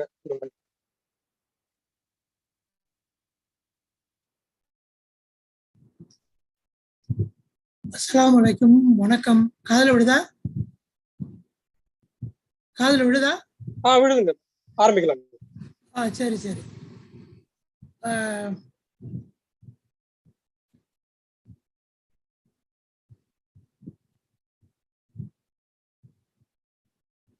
ரொம்ப நன்றி. எனக்கு ஏதோ ஒரு நோபல் பரிசு கொடுத்த மாதிரி ஒரு ஃபீலிங் ஏற்பட்டுருச்சு. உமர் அவர்கள் வந்து என்னுடைய நம்பிக்கைக்குரிய ஒரு சில மனிதர்களில் முக்கியமாக நான் வைக்கிறதுல உமர் அவர்களும் உண்டு. என்னுடைய அந்த ஆரோக்கியம் தொடர்பான இந்த விஷயத்தை வந்து எனக்கு மாற்றங்களை ஏற்படுத்தினது சில பேர், சில டாக்டர்கள், சில ஹீலர்கள் வச்சுங்களேன். அதில் வந்து இப்போ doctor Deepak Chopra, Bruce Lipton cell biologist, doctor Fazlur Rahman, doctor Hegde, இந்த மாதிரி சில டாக்டர்கள். அது மாதிரி உமர் ஹீலர் பாஸ்கர் கூட அவர்கிட்ட ஒரு பாயிண்ட்ல வந்து நம்ம ஸ்டாப் பண்ணிக்கணும். அவர் வந்து அப்படிதான் நான் நினைக்கிறேன். உமர் அவர்கள் அப்படி இல்லை, எப்போதுமே வந்து ரொம்ப பேலன்ஸ்டாகவும் நிதானமாகவும், எக்ஸ்ட்ரீமா இது தேவையே இல்லை, இது உருப்படாது அப்படின்லாம் அவர் சொல்ல மாட்டார். இதுல உள்ள பிரச்சனைகள் என்ன, அதுல உள்ள பிரச்சனைகள் என்ன அப்படிங்கிற மாதிரி நடுநிலையா அவர் பேசுவார் எப்போதுமே. அது வந்து என்ன ரொம்பவும் எனக்கு பிடிச்சிருந்தது. இந்த புத்தகம் எழுதுவதற்கு அவங்க எல்லாம் சஜஸ்ட் பண்ண நிறைய புத்தகங்களை நான் சொன்ன மாதிரி ஆங்கிலத்தில் நிறைய படித்தேன், தமிழ்லையும் படித்தேன். டாக்டர் ஃபதுலுர் ரஹ்மான் அவர்கள் அவர் பேசின வீடியோ அவரை என்ன கேட்க முடியல, என்னால் கேட்குற மாதிரி இல்லை. ஆனால் அவர் ஒரு புத்தகம் எழுதியிருக்கிறாரு. அந்த புத்தகத்தில் வந்து ரொம்ப அற்புதமாக அது வந்து எழுதப்பட்டிருக்கு. நீங்களும் ஆங்கில மருத்துவர் ஆகலாம் அப்படின்னு ஒரு தவறான தலைப்பு வைக்கப்பட்ட ஒரு புத்தகம். அந்த புத்தகத்தில் வந்து ஆங்கில மருத்துவத்துக்கு எதிராக அவர் ரொம்ப அழகா சில விஷயங்களை அவர் வந்து சொல்லியிருந்தாரு. இந்த மாதிரி சில முக்கியமான அந்த ப்ரூஸ் லிப்டனுடைய ஒரு புக்கு, அது எப்படி வந்து நம்ம நினைப்பு வந்து செல்லை வந்து மாற்றும், ரொம்ப முக்கியமான கருத்து அது சொன்னது. ஒரு ஆன்மீக கருத்துன்னு வச்சுக்கோமே, அது விஞ்ஞானபூர்வமாக அவர் சொல்றாரு. அது நம்ம திருப்பி ஒரு மேட்ரு நினைச்சிட்டே இருந்தோம்னா நம்முடைய செல்லுடைய மெம்பரேனுக்கு மேலே வந்து அந்த நினைப்பு நின்றுகிட்டே இருக்கணும். திருப்பி அதே நினைப்பை நினைக்கும் போது ஒரு பாயிண்ட்ல என்ன பண்ணும், அந்த மெம்பரேனுக்கு கீழே அந்த எண்ணங்கள் இறங்கிடுது. கீழே எண்ணங்கள் இறங்கிடுச்சுன்னா என்ன எண்ணமா இருக்குதோ அதை வந்து நம்ம செல் வந்து எக்ஸிக்யூட் பண்ணிடும் அப்படின்னு அவர் சொல்றாரு. விஞ்ஞானபூர்வமா அதை நிரூபிக்கிறார். அப்ப நல்ல எண்ணங்களை, பாசிட்டிவான எண்ணங்களை, நல்லதான் நடக்குங்கிற எண்ணங்கள் நம்ம இறக்கிட்டோம்னா அது எக்ஸிக்யூட் ஆயிரும். ஏன்னா செல் அப்படிங்கிறது வந்து மலாய்க்கத்து மாதிரி. மலாய்க்கத்துனா வானவர்கள் நாங்க சொல்லுவோம், மலாய்க்கத்துன்னு சொல்லுவோம், ஏஞ்சல்ஸ்ன்னு சொல்லுவோம். ஏஞ்சல்ஸுக்கு வந்து அறிவு கிடையாது. அவங்க ஆண்டவனுடைய உத்தரவு கட்டுப்பட்டு என்ன சொல்றாரோ அது கேட்டுட்டே இருப்பாங்க. ஒரு மலையை பார்த்துக்க அப்படின்னு சொன்னாருன்னா அந்த மலையை அவங்க 10,000 வருஷத்துக்கு பார்த்துட்டே இருப்பாங்க. போர் அடிக்குது அப்படின்னு சொல்ல மாட்டாங்க. தண்ணியை பார்த்துக்க, கடலை பார்த்துக்கன்னா பார்த்துட்டே இருப்பாங்க. சொன்ன வேலையை மட்டும் செய்வாங்க. அது சரியா தவறா என்று யோசிக்க மாட்டாங்க. அது ஏஞ்சல்ஸுடைய ஒரு தன்மை அப்படின்னு எங்களுடைய ஞானாசிரியர் எங்களுக்கு சொல்லி கொடுத்துருக்காரு. இந்த செல்லு தான் ஏஞ்சல்ஸுங்கிறது. அதுக்கு வந்து யோசிக்காதது. என்னத்தை உள்ள அனுப்புறீங்களோ எக்ஸிக்யூட் பண்ணிடும். அவ்வளவுதான், ரொம்ப சிம்பிள். நமக்கு நோய் இருக்குது, நமக்கு கேன்சர் வந்துருச்சு, நம்ம சாக போறோம் அப்படின்னு நினைச்சிட்டீங்கன்னா சத்திருக்கீங்க. அதுக்கான எக்ஸாம்பிள் நான் அதை கொடுத்துருக்கேன். சாம் லாட்டிக்கு என்ன நடந்தது அப்படின்னு சொல்லி அந்த நிகழ்ச்சியை நான் குறிப்பிட்டிருக்கேன். அதனால நல்லதே தான் நினைக்கணும். நம்ம என்னவா இருந்தாலும் அது வந்து நல்லது நினைச்சாதான் உள்ள அது டீப்பா போய் இறங்கி அது வேலை செஞ்சு நம்மளை வந்து ஆரோக்கியம் கொண்டு வரும். அதனால மனம் அப்படிங்கிறது நான் ஏற்கனவே சொல்லியிருக்கிறேன். மனம் அப்படி என்பது கண்ணுக்கு தெரியாத உடல், உடல் என்பது கண்ணுக்கு தெரிகின்ற மனம். ரெண்டையும் ஒன்னோட ஒண்ணு பின்னிதான் இருக்குது. ஸோ அந்த விஷயத்தை அடிப்படையாக வச்சுதான் நான் வந்து இந்த புத்தகத்தை எழுதுறதுக்கு முக்கியமான காரணங்களாக இந்த ஹீலர்கள், இந்த டாக்டர்கள்லாம் இருந்திருக்காங்க. அவங்க எதன புத்தகங்களாக இருந்திருக்கு. ஆனா ஹெக்டே போய் இப்போ நான் பார்த்தேன், அவரும் வந்து சில மாத்திரைகளை கொடுத்து என்னை சாப்பிடுங்கன்னு சொன்னாரு. நான் சொன்னேன், சார் மாத்திரையே திங்காதீங்க, ஃபர்ஸ்ட் பாஸ் எஃபெக்ட்னு ஒன்று நீங்க தானே சார் எக்ஸ்பிளைன் பண்ணிருக்கீங்க, ஏன் மாத்திரை திங்க சொல்றீங்க அப்படின்னு நான் கேட்டேன் அவர்கிட்ட.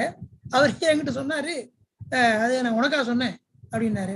எனக்கு சொல்லலை, உலகத்துக்கே சொல்றீங்களே, யூடியூப்ல தான் அந்த வீடியோ இருக்கு, அப்போ உலகத்துக்கே சொல்றீங்களா சார் அப்படின்னு நான் கேட்டேன்.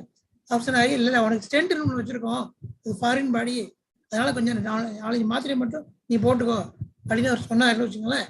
அப்ப ஒவ்வொரு மனிதன்ட்டையும் சில முரண்பாடுகள் இருக்கத்தான் செய்யுது. அவர் நல்ல விஷயங்களையும் சொல்லியிருக்காரு, நம்ம அதை மட்டும் நம்ம எடுத்துக்கணும். எனக்கு வந்து உடல் பற்றிய ஒரு தெளிவை நிதானமான முறையில் பேலன்ஸ்டா ஏற்படுத்தினதுல வந்து ஹீலர் உமர் அவர்களுடைய பங்கு ரொம்ப அதிகம்னு நான் சொல்லுவேன். அவரே வந்து ரொம்ப அழகான முறையில இந்த புத்தகத்தை வந்து பற்றி ஒரு விமர்சனம்னு சொல்ல முடியாது, பாராட்டுறத ஃபுல்லா பாராட்டியிருக்காரு. எனக்கு ஏதோ பெருசா ஷால் போத்தி நோபல் பரிசு கொடுத்த மாதிரி ஒரு ஃபீலிங் வந்துச்சுன்னு வச்சுங்களேன். உண்மைதான். அது இருந்தாலும் அது ஒரு தூண்டுதலாக அமைக்கும். இன்னும் நிறைய நான் அதை வந்து தீவிரமா இன்னும் அதை பின்பற்றுவதற்கும், எனக்கு நானே பின்பற்றுவதற்கும், மற்றவங்களுக்கு எடுத்து சொல்றதுக்கும் அது ரொம்ப வழிவகை செய்யும் அப்படின்னு நான் நம்புறேன். இந்த நிகழ்ச்சியை ஏற்பாடு செய்த நண்பர்கள், சீர்மை பதிப்பக நண்பர்களுக்கும், ஓய்ஸ் அவர்களுக்கும், நதீம் அவர்களுக்கும், முஸ்தாக் அவர்களுக்கும் எல்லாருக்கும் நன்றி சொல்லிக்கிறேன்.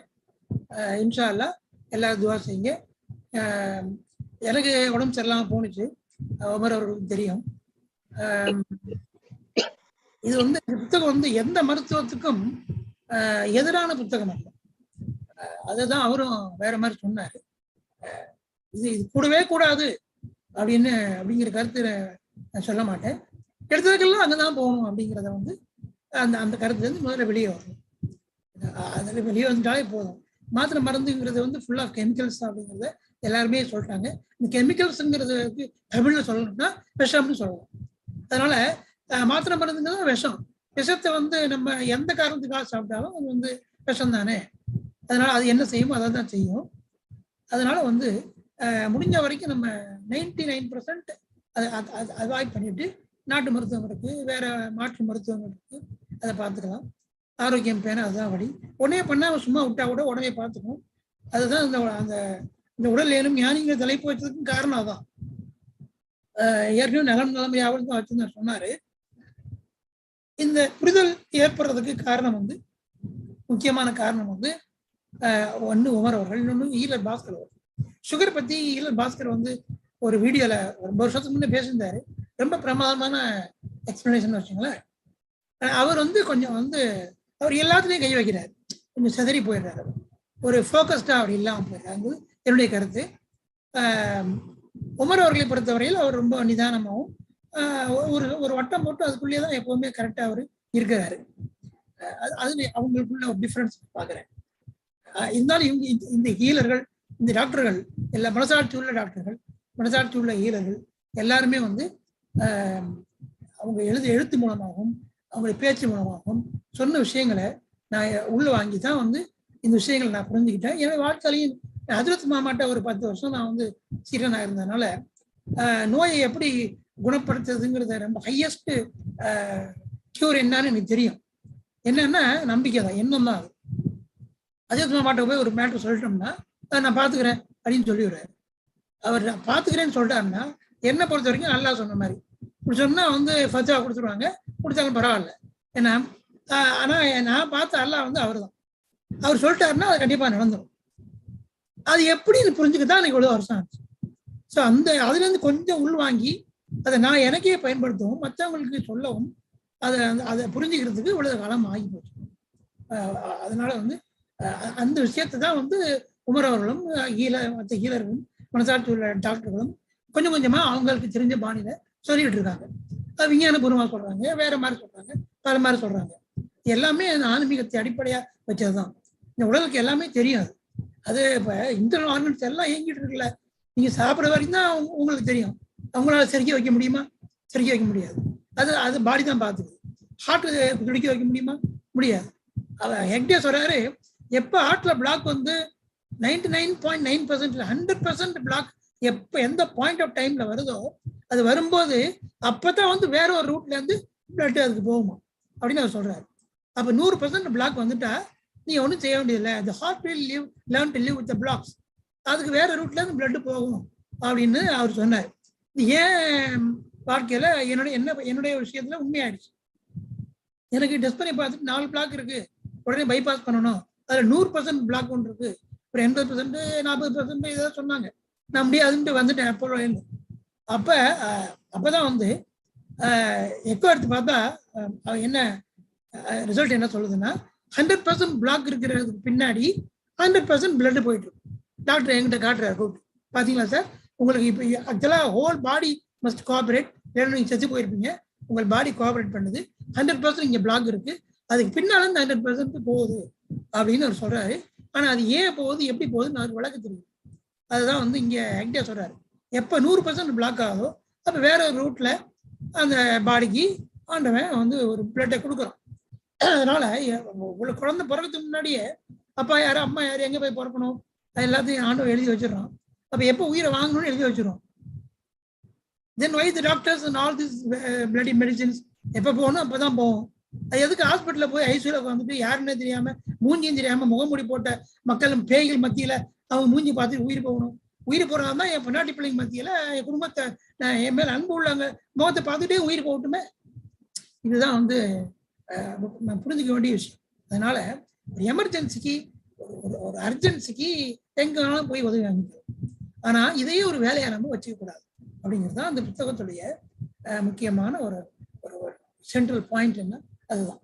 அதனால இந்த வாய்ப்பை எனக்கு கொடுத்ததுக்கு ரொம்ப நன்றி. உமர் அவர்களுக்கும் நன்றி.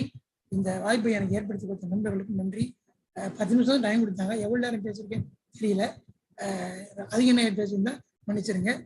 இன்ஷா அல்லாஹ் அடுத்த வீடியோல வாய்ப்பு இருந்தா சந்திப்போம். நன்றி, வணக்கம், அஸ்ஸலாமு அலைக்கும். நன்றி பேராசிரியர் நாகூர் அவர்களே. அடுத்து பங்கேற்பாளர்கள் பார்வையாளர்களாக இருக்கிறது கேள்விகள் ஏதேனும் கேட்க வேண்டும் என்றால் உமர் ஃபாரூக் அல்லது பேராசிரியர் நாகூர் கேட்கலாம். பெயர் குறிப்பிட்டு கேள்விகள் கேட்கலாம். இது ஒரு கலந்துரையாடலாகவும் தொடரும்.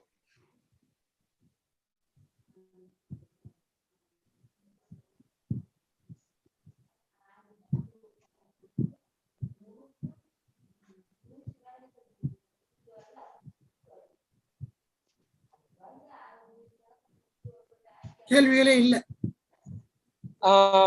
அன்வர் அன்வர்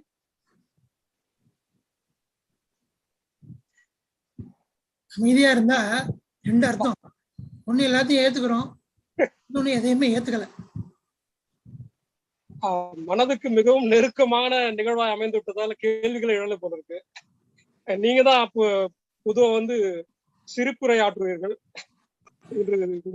மனதை நெகிழ வைக்கிற சிறப்புரையா மாறி இருக்குது பேராசிரியர் அவர்கள்.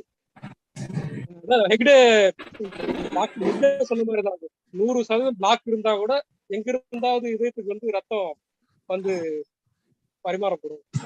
இறைச்செயல் அப்படின்னு குறிப்பிட்டீங்க. வீடியோல அவர் குறிப்பா சொல்றாரு, சில உடற்பயிற்சிகளையும் பற்றி அவர் சொல்றாரு. அந்த உடற்பயிற்சிகளையும் நம்ம கவனத்துக்கு கொள்ளணும் அப்படின்றதுதான் இங்க அடுத்து இந்த ஒரு சின்ன கேள்வி. அந்த உளவியலின் மையப்புள்ளி மனம் அப்படிங்கிற ஒரு கேள்வி இருக்கு. அது உணவுக்கும் மருத்துவத்துக்கும் தடுப்பூசி சிகிச்சைக்கும் எப்படி அது கனெக்ட் ஆகுது அப்படிங்கறத சொன்னாரு. அது கொஞ்சம் ஏதாவது தெளிவுபடுத்த முடியுமா அப்படிங்கிறது சின்ன கேள்விதான். அது டவுட் கிடையாது, ஒரு கிளியரன்ஸ் அவ்வளவு சொல்ல முடியுமா? உமர் ஃபாரூக் இல்லையா பேராசிரியர் நாகூர் 2 பேர் சொல்லிட்டு யாராவது கேள்வி இருந்தா நம்ம கேட்கலாம், இல்லைன்னா நம்ம இந்த நிகழ்வை முடிச்சுக்கலாம்.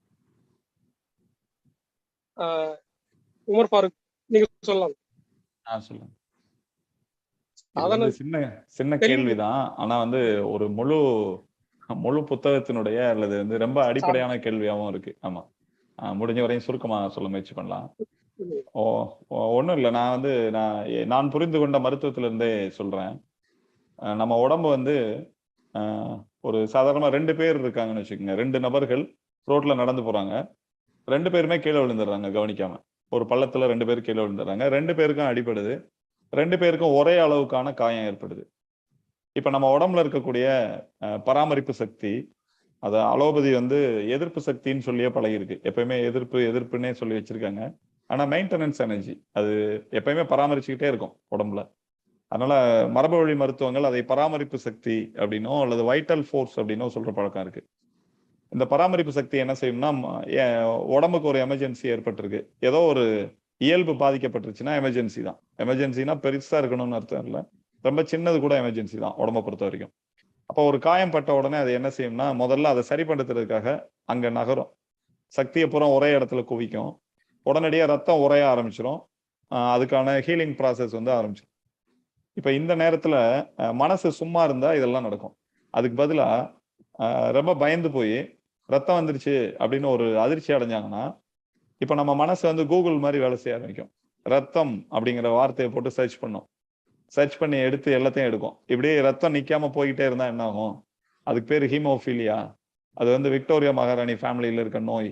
ஒரு குண்டூசி பட்டா கூட அவங்க இறந்து போயிடுவாங்க. இப்படிலாம் தனக்கு தெரிஞ்ச எல்லா செய்தியையும் நெகட்டிவாவே பயன்படுத்தும் மனசு. இந்த சர்ச் என்ஜின் அப்படிதான் வேலை செய்யும். அப்ப இப்படி தீவிரமாக நெகட்டிவா யோசிக்கிற நபர் என்ன ஆகும்னா, அவருடைய மனசு சமநிலை இழந்துரும். பயத்தினால, கவலையினால, ஏதோ ஒரு காரணத்தினால சமநிலை இழந்துரும். பயம்தான் முக்கியமான காரணமா இருக்கு. இப்ப காயம் உடம்புல ஏற்பட்டிருக்கு, இது ஆரோக்கியத்தினுடைய சமநிலை குலைஞ்சு போயிருக்கு. இப்ப மனசுல இருந்த சமநிலையும் குலைஞ்சு போயிருக்கு பயத்தினால. இப்ப 2 சமநிலை குலைவு, மனமும் பாதிக்கப்பட்டிருக்கு, உடம்பும் பாதிக்கப்பட்டிருக்கு. இப்ப நம்ம பராமரிப்பு சக்தி என்ன செய்யும் அப்படின்னா, ஃபர்ஸ்ட் இம்பார்ட்டன்ஸ் மனசுக்கு தான், 2வது தான் உடம்பு. அதனால முதல்ல மனசுல இருக்கிற பயத்தை போக்குற வேலையை செய்யும். நம்ம சாதாரணமா கவனிச்சோம்னாலே நமக்கு தெரியும். என்ன மகிழ்ச்சியா இருந்தாலும் சரி, துக்கம் அல்லது கவலை, பயம் எதா இருந்தாலும் அதே அளவுக்கு நீடிச்சுக்கிட்டே இருக்காது. அது படிப்படியா குறைஞ்சிக்கிட்டே வரும். அதுதான் இயல்பு. உடம்புல இருக்க நம்ம சக்தி பராமரிப்பு சக்தி மனசா இருந்தாலும் உடம்பா இருந்தாலும் அதை நியூட்ரலைஸ் பண்ணிக்கிட்டே இருக்கும். அந்த நடவடிக்கையை உடம்பு எடுக்கும். அப்ப 100% இருக்கிற பராமரிப்பு சக்தி ரொம்ப பெருசா பயந்து போயிட்டாரு ஒருத்தர் அப்படின்னா 90% அங்க செலவழிஞ்சிரும். மிச்சம் இருக்கிற 10% எடுத்துட்டு வந்துதான் உடம்புல இருக்க காயத்துக்கு மருந்து போடும். அந்த ஹீலிங் ப்ராசஸ செய்ய முடியும். அப்ப இந்த நபர் இப்ப கீழே விழுந்து ரத்தத்தை பார்த்து பயந்து போன ஒருத்தருக்கு சாதாரணமான இந்த காயம் 1 மாசம் ஆகலாம் ஆறுறதுக்கு. ஏன்னா அவருடைய பயத்தினுடைய அளவு அதிகம் அப்படிங்கிறதுனால. கூடவே விழுந்த இன்னொருத்தர் அதே அளவுக்கு காயம். அவர் என்ன யோசிக்கிறாருன்னா, கீழே விழுந்தோடனே ரத்தம் வந்துருச்சு. நம்ம வடிவேல் பாணியில யோசிக்கிறாரு. சண்டைன்னா சட்டை கிளியத்தானே செய்யும். நம்ம சின்ன வயசுல சைக்கிள்ல போய் கீழே விழுந்துருவோம். போய் அம்மாட்டையோ அத்தாட்டையோ அப்பாட்டையோ சொன்னோம்னா, சைக்கிள் ஓட்ட பழகும்போது கீழே விழுந்து அடிபடத்தானே செய்யும் அப்படின்னு கேஷுவலா சொல்லுவாங்க. அப்ப அது பழகிரும் நமக்கு. அந்த மாதிரி கீழே விழுந்தா காயம் வரும், காயம் இருந்தா ரத்தம் வரும் அப்படிங்கிறத கேஷுவலா அதை கடந்து போறாரு இன்னொருத்தர். ஒரு சின்ன ஒரு 1% பயம் இருக்கும் இல்லையா, 1% மட்டும் இருக்கு. அப்ப மனசனுடைய சமநிலை குலைவு 1%ம் உடம்புல ஏற்பட்டிருக்கிற பாதிப்புங்கிறது அது ஒரு சிறிய அளவுலயும் இருக்கு. இப்ப பராமரிப்பு சக்தி என்ன செய்யும், 1% மனசுல இருக்கக்கூடிய பிரச்சனையை சால்வ் பண்ணிட்டு அதே நேரம் மிச்சம் இருக்கக்கூடிய சக்தியை வச்சு இந்த உடம்புல ஏற்பட்டிருக்க காயத்தை ஆற்ற ஹீலிங் ப்ராசஸ் ஆரம்பிக்கும். அப்ப ஒரு நாள்ல சரியாயிரும் இருக்கு. அப்ப இங்க என்ன நடக்குதுன்னா, காயம் ஒண்ணுதான், பிசிக்கலா இங்க ஏற்பட்டிருக்கக்கூடிய பாதிப்பு ஒண்ணுதான். ஆனா இங்க என்ன நடக்குது, உடம்புல ஒரே விதமான ஆற்றல் 2 பேருக்கும் இருக்கு. ஆனா சரி பண்ற விதத்துல ஒருத்தருக்கு 1 மாசம் ஆகுது, ஒருத்தருக்கு 1 நாள் 2 நாள்ல சரியாகுது அப்படின்னா, இவர் மனசை கையாளுகிற விதம் ரொம்ப முக்கியம். அப்ப ஒரு நோய் இயல்பா ஏற்பட்டாலோ வெளிப்புற காரணங்களால் ஏற்பட்டாலோ அந்த நோயை சரி பண்றதுக்கு மனசனுடைய குறுக்கீடு இருக்கக்கூடாது. நீங்க நம்பி சரியாகும்னு சொல்றது ரொம்ப பெரிய விஷயம். அது கூட செய்ய வேணாம், பயப்படாம இருந்தாலே போதும். சும்மா இருந்தாலே பாசிட்டிவ் தான் மனம். பாசிட்டிவ்க்கு மேல பாசிட்டிவ் இருந்தா ரொம்ப நல்ல விஷயம். ஆனா இங்க என்ன பிரச்சனைனா, நம்ம ரொம்ப கீழே போயிடுறோம், பயத்தை ஏற்படுத்துறோம். அப்ப உடம்பு சரியாகிற திறனை நம்ம வேஸ்ட் பண்றோம். இப்ப உயிர் உடம்புக்கு சக்தியை கொடுக்குது, அது மனதின் வழியா கொடுக்குது அப்படின்னு புரிஞ்சுக்கிட்டோம்னா, மனசு அப்படிங்கிற கொரியர் பாய் என்ன பண்றாரு, நமக்கு வர்ற பார்சலை அவர் பாட்டுக்கு ஊர் சுத்திட்டு ரொம்ப லேட்டா கொடுக்குற மாதிரி இது. அல்லது கொடுக்காம அந்த காலத்துல மணி ஆர்டர் வந்தா சில போஸ்ட்மேன்ஸ் எடுத்து செலவழிச்சுட்டு 1 வாரம் கழிச்சு கொடுப்பாங்கல்ல, அந்த மாதிரியான விஷயம். மனசு அதனுடைய வேலையை வாங்கி உடம்பு கொடுக்கறது தான். அதுக்கு பதிலா அது சொந்த செலவை பூரா செஞ்சிருது. அதுல அதுவும் தேவையற்ற செலவா இருக்கு. அப்ப மனசு நியூட்ரலைஸ் ஆகும்போது, சமநிலைக்கு வரும்போது, உடல் பற்றிய புரிதல் வரும்போது என்ன நடக்கும்னா, காயம்னா ரத்தம் வரும், ரத்தம்னா உறையும், உடம்பினுடைய இயல்பு குணமாகிறது தான் அப்படின்னு புரியும் போது அந்த பதட்டம் இருக்காது. அப்ப பதட்டம் இல்லாத மனதுனால இயல்பாகவே நோயை குணமாக்குறது ரொம்ப எளிமையாகவும் சில நாட்கள்லையும் குறுகிய நேரத்திலையும் அதை குணமாக்கிட முடியும். அப்ப மனசனுடைய இம்பார்ட்டன்ஸ் நான் சாதாரணமாவே சொல்றேன். இதை இன்னும் அது அட்வான்ஸ்டா பாசிட்டிவா எப்பயுமே இருக்கிறதுனால இன்னும் கூடுதலாக வேலை செய்யும். அதுக்குள்ளே போல நம்ம பாசிட்டிவா இல்லைனாலும் நெகட்டிவா இல்லாம இருந்தாலே உடம்பு குணமாயிரும். அப்ப இதுக்கு முன்னாடிதான் நோய் பற்றிய பயம்ங்கிறது நோய் வந்ததுக்கு அப்புறம் வந்தா கூட பரவாயில்ல, இப்ப நோய் வர்றதுக்கு முன்னாடியே வர்ற மாதிரி ஏற்படுத்தி வச்சிருக்காங்க. பிரிவென்டிவ் அப்படிங்கிற விஷயத்துல இப்ப நோய் வர்றதுக்கு முன்னாடி ஏற்படுற பயம், நோய் வர்ற சின்ன அறிகுறிகள் வந்த உடனேயே ஒரு மிகப்பெரிய அச்சத்தை ஏற்படுத்துது. நோசிஃபோ விளைவு அப்படின்னு இந்த நூல்லையும் அது விளக்கப்பட்டிருக்கு. அந்த நாசமாக்கும் விளைவு மிக மோசமாக நம்ம மனம் தன்னுடைய ஆற்றலை இழக்குது, உடம்பினுடைய குணமாக்கும் திறன் பாதிக்கப்படுது. அப்ப பிரிவென்டிவ்ல அதுக்கு முன்னாடி தடுப்பூசினால, தடுப்பூசி மேல ஒரு நம்பிக்கை ஏற்படுத்தும் போதே பயம் அதிகமா இருக்குன்னு தான் அர்த்தம். அதே மாதிரி அதனுடைய பிசிக்கலான எதிர் விளைவுகள், தடுப்பூசியில என்னென்ன பொருட்கள் இருக்கு, அது உடம்பை எப்படி பாதிக்குதுங்கிறது ஒரு பக்கம். இன்னொரு பக்கம் அந்த நோயை பற்றிய அச்சத்தை எவ்வளவு தூரம் அழுத்தப்படுத்தினாதான் தடுப்பூசியை மார்க்கெட்டிங்கே பண்ண முடியும். அப்ப அதுக்காக 2 வேலையும் நடக்குது, மனசை நாசமாக்குறது, இன்னொரு பக்கம் உடம்ப நாசமாக்குறது. இது 2 வேலையும் சேர்ந்து நடக்குது இல்லையா. அப்ப தடுப்பூசி, நோய்கள், மருந்துகள் எல்லாத்துக்குனுடைய அடிப்படை காரணமாக மனம்ங்கிற விஷயத்துல தெளிவா இருந்துட்டோம்னா, சித்தர்கள் பாடல்கள் சொல்றது மாதிரி ஒரு மனமது செம்மையானால் மந்திரம் ஜெபிக்க வேண்டாம்ங்கிறது ரொம்ப அடிப்படையான உண்மை. அந்த அடிப்படையில தான் மருந்துகள் அவசியம் இல்லைங்கிறதையும் இந்த நூல் திரும்பி திரும்பி குறிப்பிடுது. அதனாலதான் மனம்ங்கிறது அனைத்தினுடைய ஆதாரம் அப்படிங்கிறத சொல்றோம். நன்றி. வணக்கம். பாபு கேஆர், உங்களுக்கு ஏதாவது கேள்வி இருக்கா? இல்லை, நான் சொல்லணும். சொல்லுங்க சார், சொல்லுங்க. ரூமி சார், நீங்க சொல்லுங்க. இதை ஒட்டி நான் இப்போ இந்த மீட்டிங் வந்திருக்க எல்லாருக்கும் ஒரு சின்ன பயிற்சி ஒன்று இருக்கு. அது வந்து மனதை பலப்படுத்தக்கூடிய பயிற்சி. ஏதாவது உடம்புல ஒரு சின்ன பிரச்சனை, கை வலிக்குது, தலை வலிக்குது, வயிற்று வலிக்குது, ஏதாவது ஒன்று வச்சுக்கோமே, முட்டி வலிக்குது, இப்படி some pain of some sort, ஏதோ ஒரு வழி வருதுன்னு வச்சுக்கோமே. இது எங்களுடைய ஞானாசிரியர் எங்களுக்கு சொல்லிக் கொடுத்து நான் பல 100 முறைகள் முயன்று பல 100 முறைகளும் வெற்றி அடைஞ்ச ஒரு பயிற்சி. ஒரு இடத்துல அமைதியாக உட்கார்ந்துக்கிட்டு, கண்ணை மூடிக்கிட்டு நேராக உட்கார்ந்துக்கிட்டு அந்த வலியை வந்து கவனிக்கணும். இப்போ வயிற்று வலிக்குதுன்னு வச்சுக்கோமே, ஐயோ வயிற்று வலிக்குது அப்படி இல்லை. ஒரு டாக்டரை, நீங்களே ஒரு டாக்டரை மாறிட்டு இப்போ இங்கே வலிக்குது, இப்போ ஏறுது, இப்போ இங்கே வருது, இப்போ அதிகமாக இருக்குது, இப்போ குறையுது, இப்போ இறங்குது, இப்போ இல்லையே, இப்போ திரும்பி வந்துடுச்சு, இப்படி ஏறுது, இப்போ இங்கே போயிடுச்சு, சுத்துத மொய்ங்குது, இப்போ ஒன்றுமே இல்லை. எப்படி அதை ஒரு படம் பார்க்குற மாதிரி ஒரு 10 நிமிஷம் அந்த வழியே பார்த்துட்டு இருந்தீங்கன்னா மேக்சிமம் 10 to 15 மினிட்ஸில் அப்படியே அந்த வழி போயிடும். எந்த வழியாக இருந்தாலும் சார் தான். நான் வந்து ஹார்ட் அட்டாக் சிங்கப்பூரில் இருந்தப்ப வந்தது. அது ஹார்ட் அட்டாக்னு எனக்கு தெரியல, பயங்கரமாக பெயின் ஆகுது. அப்போ நான் இதை ட்ரை பண்ணி ஒரு 10 நிமிஷம் 15 நிமிஷம் பண்ணி அது சரியாகிச்சு. அதுக்கப்புறம் தான் நான் இங்கே வந்து இந்தியாவுக்கு வந்து சேர்ந்தேன். அதனால ஒரு அட்டாக்னு தெரிஞ்சிருந்தா நான் இன்னும் கொஞ்சம் வேற மாதிரி ட்ரை பண்ணிருக்கலாம். என்னன்னு தெரியல, முதல் முறையாக வருதில்ல, எப்படி தெரியும் எனக்கு? அதனால நான் அதிர்ச்சி சொல்லி கொடுத்த அந்த பயிற்சியை ட்ரை பண்ணேன். நீங்கள் எல்லாருமே வீட்டில் சின்ன சின்ன விஷயங்களுக்கு ட்ரை பண்ணி பார்த்தீங்கன்னா அந்த பிரச்சனை சால்வ் ஆயிரும். அப்போதான் மனம் அப்படிங்கிறது வந்து எப்படி ஒரு கியூரேட்டிவ் ஃபோர்ஸ், எப்படி கியூர் பண்ணது அப்படிங்கிறத வந்து நல்லா புரிய ஆரம்பிக்கும். இந்த அனுபவத்தில் புரிஞ்சுக்கிட்டீங்கன்னா ஒவ்வொன்றுக்கு பயன்படுத்த கொஞ்சம் கொஞ்சமாக மனசு ரொம்ப ஸ்ட்ராங் ஆகி நம்ம நினைச்சோம்னா அந்த வழி போயிடும் அப்படிங்கிற மாதிரி ஒரு நிலைமைக்கு நம்ம பாடியை கொண்டு வந்துட முடியும். இது வந்து எங்கள் மாமா, அவர் ஒரு ஞானியாக இருந்ததுனால எங்களுக்கு சொல்லிக் கொடுத்தாரு. நாங்கள் ஞானியாக இல்லாட்டாலும் அதை பயன்படுத்தி அந்த விஷயத்தில் வந்து நாங்கள் அது விஷயத்த கிளியர் ஆகி தெரிஞ்சு வச்சிருக்கோம். அதனால உமர் அவர்கள் இப்போ சொன்னாங்கல்ல, 2 எக்ஸாம்பிள் கொடுத்தாங்கல்ல, அவருக்கு அடிபடுறது, இவர் எப்படி நினைக்கிறாரு, அவர் எப்படி நினைக்கிறாருன்னு. அப்போ மனசுல தானே வித்தியாசம். அதை நீ வீட்டில இருந்து என்ன பண்ணலாம், இந்த வித்தியாசத்தை நீங்களே ஒவ்வொரு நாளும் எந்த பிரச்சனை வரும்போது தலைவலிக்குதுன்னு வச்சுக்கோமே, உட்காந்துக்கிட்டு தலைவலியை கவனிக்கணும். இப்போ இங்கே வலிக்குது, அங்கே வலிக்குது, இங்கே போகுது, இறங்குது, இப்போ நல்லா பழின்னு அடிக்குது, இப்போ ஒன்றுமே இல்லை, அப்படியே ஒரு படம் பார்க்குற மாதிரி நீங்கள் உங்கள் பெயினையே பார்த்துட்டே இருந்தீங்கன்னா ஒரு 10 மினிட்ஸ் அது போயிடும். அப்போதான் உங்களுக்கு தெரியும் மனம் அது செம்மையானால் மந்திரம் தேவையில்லை, மருந்துகளும் தேவையில்லை அப்படிங்கிறத நீங்கள் நல்லா உங்கள் அனுபவத்திலே உணர்ந்துக்கலாம். இது நான் உங்களுக்கு இந்த வாய்ப்பில் ஞாபகம் வந்தது சொல்லிட்டேன். நன்றி. பாபு, நீங்க கேட்கலாம். வணக்கம் குருஜி, நான் கடலூர்ல இருந்து பாபு பேசுறேன் குருஜி. நான் வந்து உங்களுக்கு கொரோனா டைம்ல உங்களுக்கு நான் கால் பண்ணியே பேசியிருக்கேன் குருஜி. எனக்கு கிட்னில கல் இருந்தது. ஒரு தடவை உங்களுக்கு வாட்ஸ்அப்ல நான் வாய்ஸ் மெசேஜ் பேசினேன். கிட்னில கல் இருந்தது, பிபி வேற ரொம்ப இன்க்ரீஸ் ஆயிடுச்சு.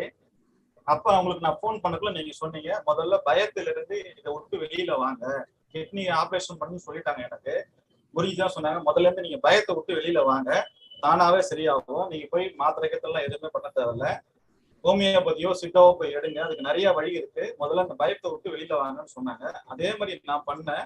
இப்ப எனக்கு கல் வந்து ஒரு 10% 20% தான் இருக்குது. அது பியூரா 100% சரியாயிருச்சு. இதுக்கு மெயின் காரணம் குருஜி தான். இது என்னோட அனுபவமா நான் குருஜி பேசுங்க, இந்த வாய்ஸ்ல போயிட்டுட்டாங்க. எனக்கு ரொம்ப ரொம்ப நன்றி. இன்னொரு கருத்து, நான் வந்து புத்தகம் படிக்கிற பழக்கமே எனக்கு கிடையாது சின்ன வயசுல இருந்து. எனக்கு 41 வயசு ஆகுது. நான் முதல்ல புக்குன்னு நான் நெட்ல பார்க்கக்குள்ள, நான் கம்ப்யூட்டர் ஃபீல்ட்ல இருக்கேன், நெட்ல பார்க்கக்குள்ள அடுத்த வினாடின்னு ஒரு புக் இருக்குது. எல்லா புக்கையும் ஒரு பேஜ்ல அரை பேஜ் தான் படிப்பேன். அந்த புக்கு ஏதாச்சும் நான் பார்க்கக்குள்ள, நெட்ல பார்க்கக்குள்ள அந்த ஃபுல் பேஜ் அடுத்த வினாடி, ஆல்பா தியானம், இந்த வினாடி, இந்த 3 புக்கு தான் நான் வாழ்க்கையிலே படிச்சிருக்கேன். வேற எந்த புக்குமே படிச்சது இல்லை. என் வாழ்க்கையே திருப்பி போட்ட புக்கு அடுத்த வினாடி. இது எல்லாரும் படிங்க. இந்த புக்கு நீங்க சொல்றீங்க, அந்த புக்கு நான் படிக்கிறேன். அவர் குருஜியாக நான் ஏத்துக்கிட்டேன். எனக்கு அவர் வந்து நிறைய அந்த கிளாஸஸ் அந்த மாதிரி எங்களை மாதிரி ஆளுக்கெல்லாம் ஏதாவது ஜூம்லயோ இல்லை நேரடியாவோ ஏதாவது கிளாஸ் பண்ணி நாங்கள் இன்னும் கொஞ்சம் தெளிவாகவும், உங்களால முடிஞ்ச அளவு, உங்களுக்கு டைம் கொஞ்சம் பிஸியான டைம் எங்களுக்கு தெரியும், உங்களை முடிஞ்ச அளவு எங்களுக்கு ஏதாவது ஜூம்ல கூட ஏதாவது பண்ணி இன்னும் எங்களை கொஞ்சம் பெட்டரா பண்ணீங்கன்னா நல்லா இருக்கும் குருஜி. ரொம்ப ரொம்ப நன்றி குருஜி. நான் ஃபர்ஸ்ட் டைம் தான் இப்ப இந்த கால் வீடியோ கால் வர மாட்டேன். நன்றி. என் மேல அன்பு வச்சவங்க வந்து எனக்கு ஒரு சங்கடத்தை தொடர்ந்து ஏற்படுத்திட்டே இருக்காங்க. என்னன்னா இந்த குருஜிங்கிற வார்த்தை தான். அது பொதுவாக வந்து முஸ்லிம்கள் அந்த வார்த்தையை பயன்படுத்த மாட்டாங்க, அது பழக்கம் இல்லை. நான் முஸ்லிம்ஸ் வந்து அதை கண்டிப்பாக பயன்படுத்துறாங்க. நிறைய பேர் வந்து திடீர்னு காலில் விழுந்துருவாங்க, அவங்க பழக்கம் அது. எவ்வளோ தடுத்து பார்த்தாலும் அந்த வார்த்தை வந்து எனக்கு ரொம்ப சங்கடமாவே இருக்குது. நான் வந்து யாருக்கும் குருஜி இல்லை, ஒரு நண்பனா கூட நினைச்சீங்க, அண்ணனா நினைச்சீங்க, வயசு ஒரு ஃப்ரெண்டா நினைச்சீங்க. ஏன்னா அப்பதான் நான் உங்களுக்கு உரிமையாக சொல்ல முடியும். அதனாலதான் வந்து அப்பதான் நான் தப்பா சொன்னாலும் தப்பிக்க முடியும். இல்லைன்னா குருஜி சொல்லிட்டாருன்னு சொல்லி நீங்க ஏதாவது பண்ணிட்டு பம்பாயிரும். அதனால குருஜி யாருக்கும் நான் குருஜி கிடையாது. எனக்கு ஒரே ஒரு குருஜி தான் இருக்காரு. அவரை நீங்க குருஜியா வச்சுக்கலாம், ஏன்னா அதுல ஒன்றும் பிரச்சனை இல்லை. என்ன வந்து தேசம் வந்து யாரும் குருஜின்னு நினைக்கவும் வேண்டாம், சொல்லவும் வேண்டாம். நண்பரா நினைங்க, சகோதரனா நினைங்க. எல்லாரும் சகோதரர்கள் தான். ஏன்னா எல்லாருக்கும் பின்னால போயிட்டே இருந்தோம்னா எங்க அப்பாவுக்கு ஒரு அப்பா, அவர் அப்பாவுக்கு ஒரு அப்பா, அப்படி போனா முதல்ல மனித குலத்தின் முதல்ல அப்பா வந்துருவார்ல. அப்ப எந்த மனிதனுடைய பின்னால இருந்து போனாலும் அதே அப்பா தானே வருவாரு. அப்புறம் மதங்கள், ஜாதி, அந்த இதெல்லாம் வந்து அப்புறம் வந்ததுதான். அதனால எல்லாருமே சகோதர சகோதரிகள் தான். அதனால வந்து எல்லா சகோதரர்களே வந்து அப்படி என்ன சார்னு சொல்லுங்க, வந்து ரூமி சார்னு சொல்லுங்க, இல்ல ரூமின்னு கூப்பிடுங்க, நண்பர்னு கூப்பிடுங்க, தோழர்னு சொல்லுங்க, குருஜின்னு சொல்லாதீங்க. எனக்கு அது கொஞ்சம் சங்கடத்தை ஏற்படுத்துது. ஓகே சார், நன்றி நன்றி நன்றி சார். நன்றி நாகூர். அடுத்து அன்வர், உங்களுக்கு எதோ கேள்வி இருக்கு, கேட்கலாம். நேரம் குறைவாக இருக்கிறது. அன்வர். பப்புராணி, மூளையின் சிந்திக்கும் திறன் மேம்படுத்த வழி என்னன்னு நீங்க கேட்டிருந்தீங்க. அதுக்கு பேராசிரியர் நாகூர் ரூமி அவர்கள் இதற்கு முன்னாடி சொன்ன பதில் வந்து தெளிவா சொன்னாங்க. மனதை எப்படி கட்டுப்படுத்துறது, அதை எப்படி செயல்படுத்துறது அப்படின்னு சொன்னாங்க. அதுலயே உங்களுக்கான அந்த பதில் இருக்கும்னு நினைக்கிறேன் நாங்க. அடுத்து ஆயுர்வேதம் தினசரி தேவையா அப்படின்னு நாகூர் ரூமி அவர்களுக்கு வந்து அன்வர் அவர்கள் கேள்வி கேட்டிருக்காரு. அது தேவையா இல்லைன்றது வந்து புரியல. அவர் என்னங்கிறாரு, ஆயுர்வேத சிகிச்சை என்பது தினசரி தேவையா அப்படின்னு ஒரு கேள்வி கேட்கிறாரு. அவர் ஒரு மருத்துவருக்கான கேள்வியா இருக்குன்னு நினைக்கிறேன்.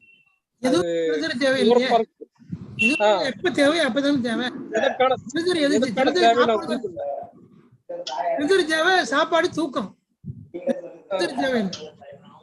ஒரு பிரச்சனை சால்வ் ஆகிற வரைக்கும் மருந்து வேணும். அதுக்கப்புறம் எதுக்கு அது?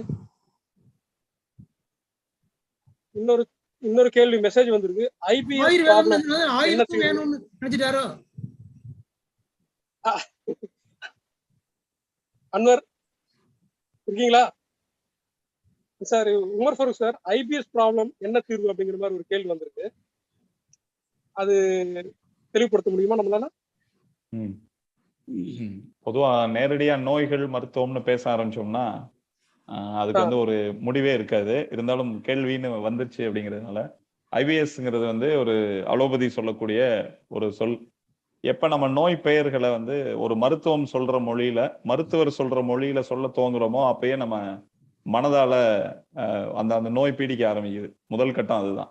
நமக்கு ஒரு மூட்டு வலி, காது வலி, கழுத்து வலி அப்படி எளிமையா சொல்ல பழகணும்னா நம்ம தொந்தரவை வெளிப்படுத்துறதா இருக்கும்.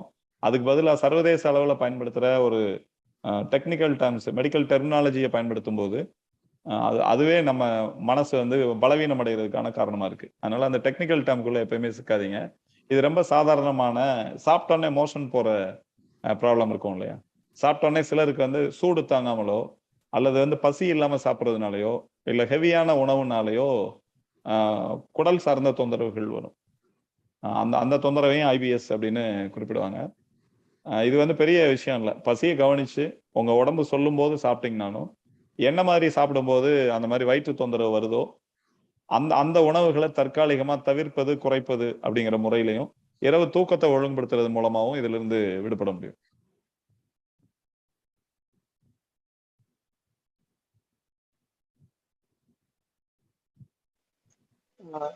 நன்றி. நேரம் முடிவடைகிற தருணத்திற்கு நாம் நெருங்கிவிட்டு இருக்கிறோம். அதனால கேள்விகளை இத்தோடு முடித்துக் கொள்ளலாம். திறனாய்வு மற்றும் அறிமுக உரையை நிகழ்த்தி தன் ஆன்மீக ஆசானுக்கு பாராட்டுரையாய் அமைத்து கொடுத்த மாணாக்கர் உமர் ஃபாரூக் அவர்களுக்கு நன்றி. ஏற்புரையை செம்மையாக நிகழ்த்தி தன் சிறுப்புரையை குறைத்துக் கொண்டு சிறப்புரையாற்றி இருக்கிற நாகூர் அவர்களுக்கு நன்றி. கேள்விகள் கேட்ட அனைத்து பங்கேற்பாளர்களுக்கு நன்றி. அடுத்த நிகழ்வில் இன்னும் தங்களுக்கான கேள்விகள் நிறைய இருக்கும். அவற்றை பற்றி நாம் தெளிவு பெறலாம். போலியோ என்பது தடுப்பூசி எராடிகேட் செய்யப்பட்டது, அது குறித்து என்ன கருத்துன்னு ஒருத்தர் கேட்டிருக்காரு. அந்த கருத்துக்கு பதில் அடுத்த மெய்நிகர் நிகழ்வில் நாம் தெளிவு பெறலாம். பங்கு பெற்ற அனைவருக்கும் நன்றி. இத்துடன் நாம் நிகழ்வு முடித்துக் கொள்ளலாம். நன்றி, வணக்கம்.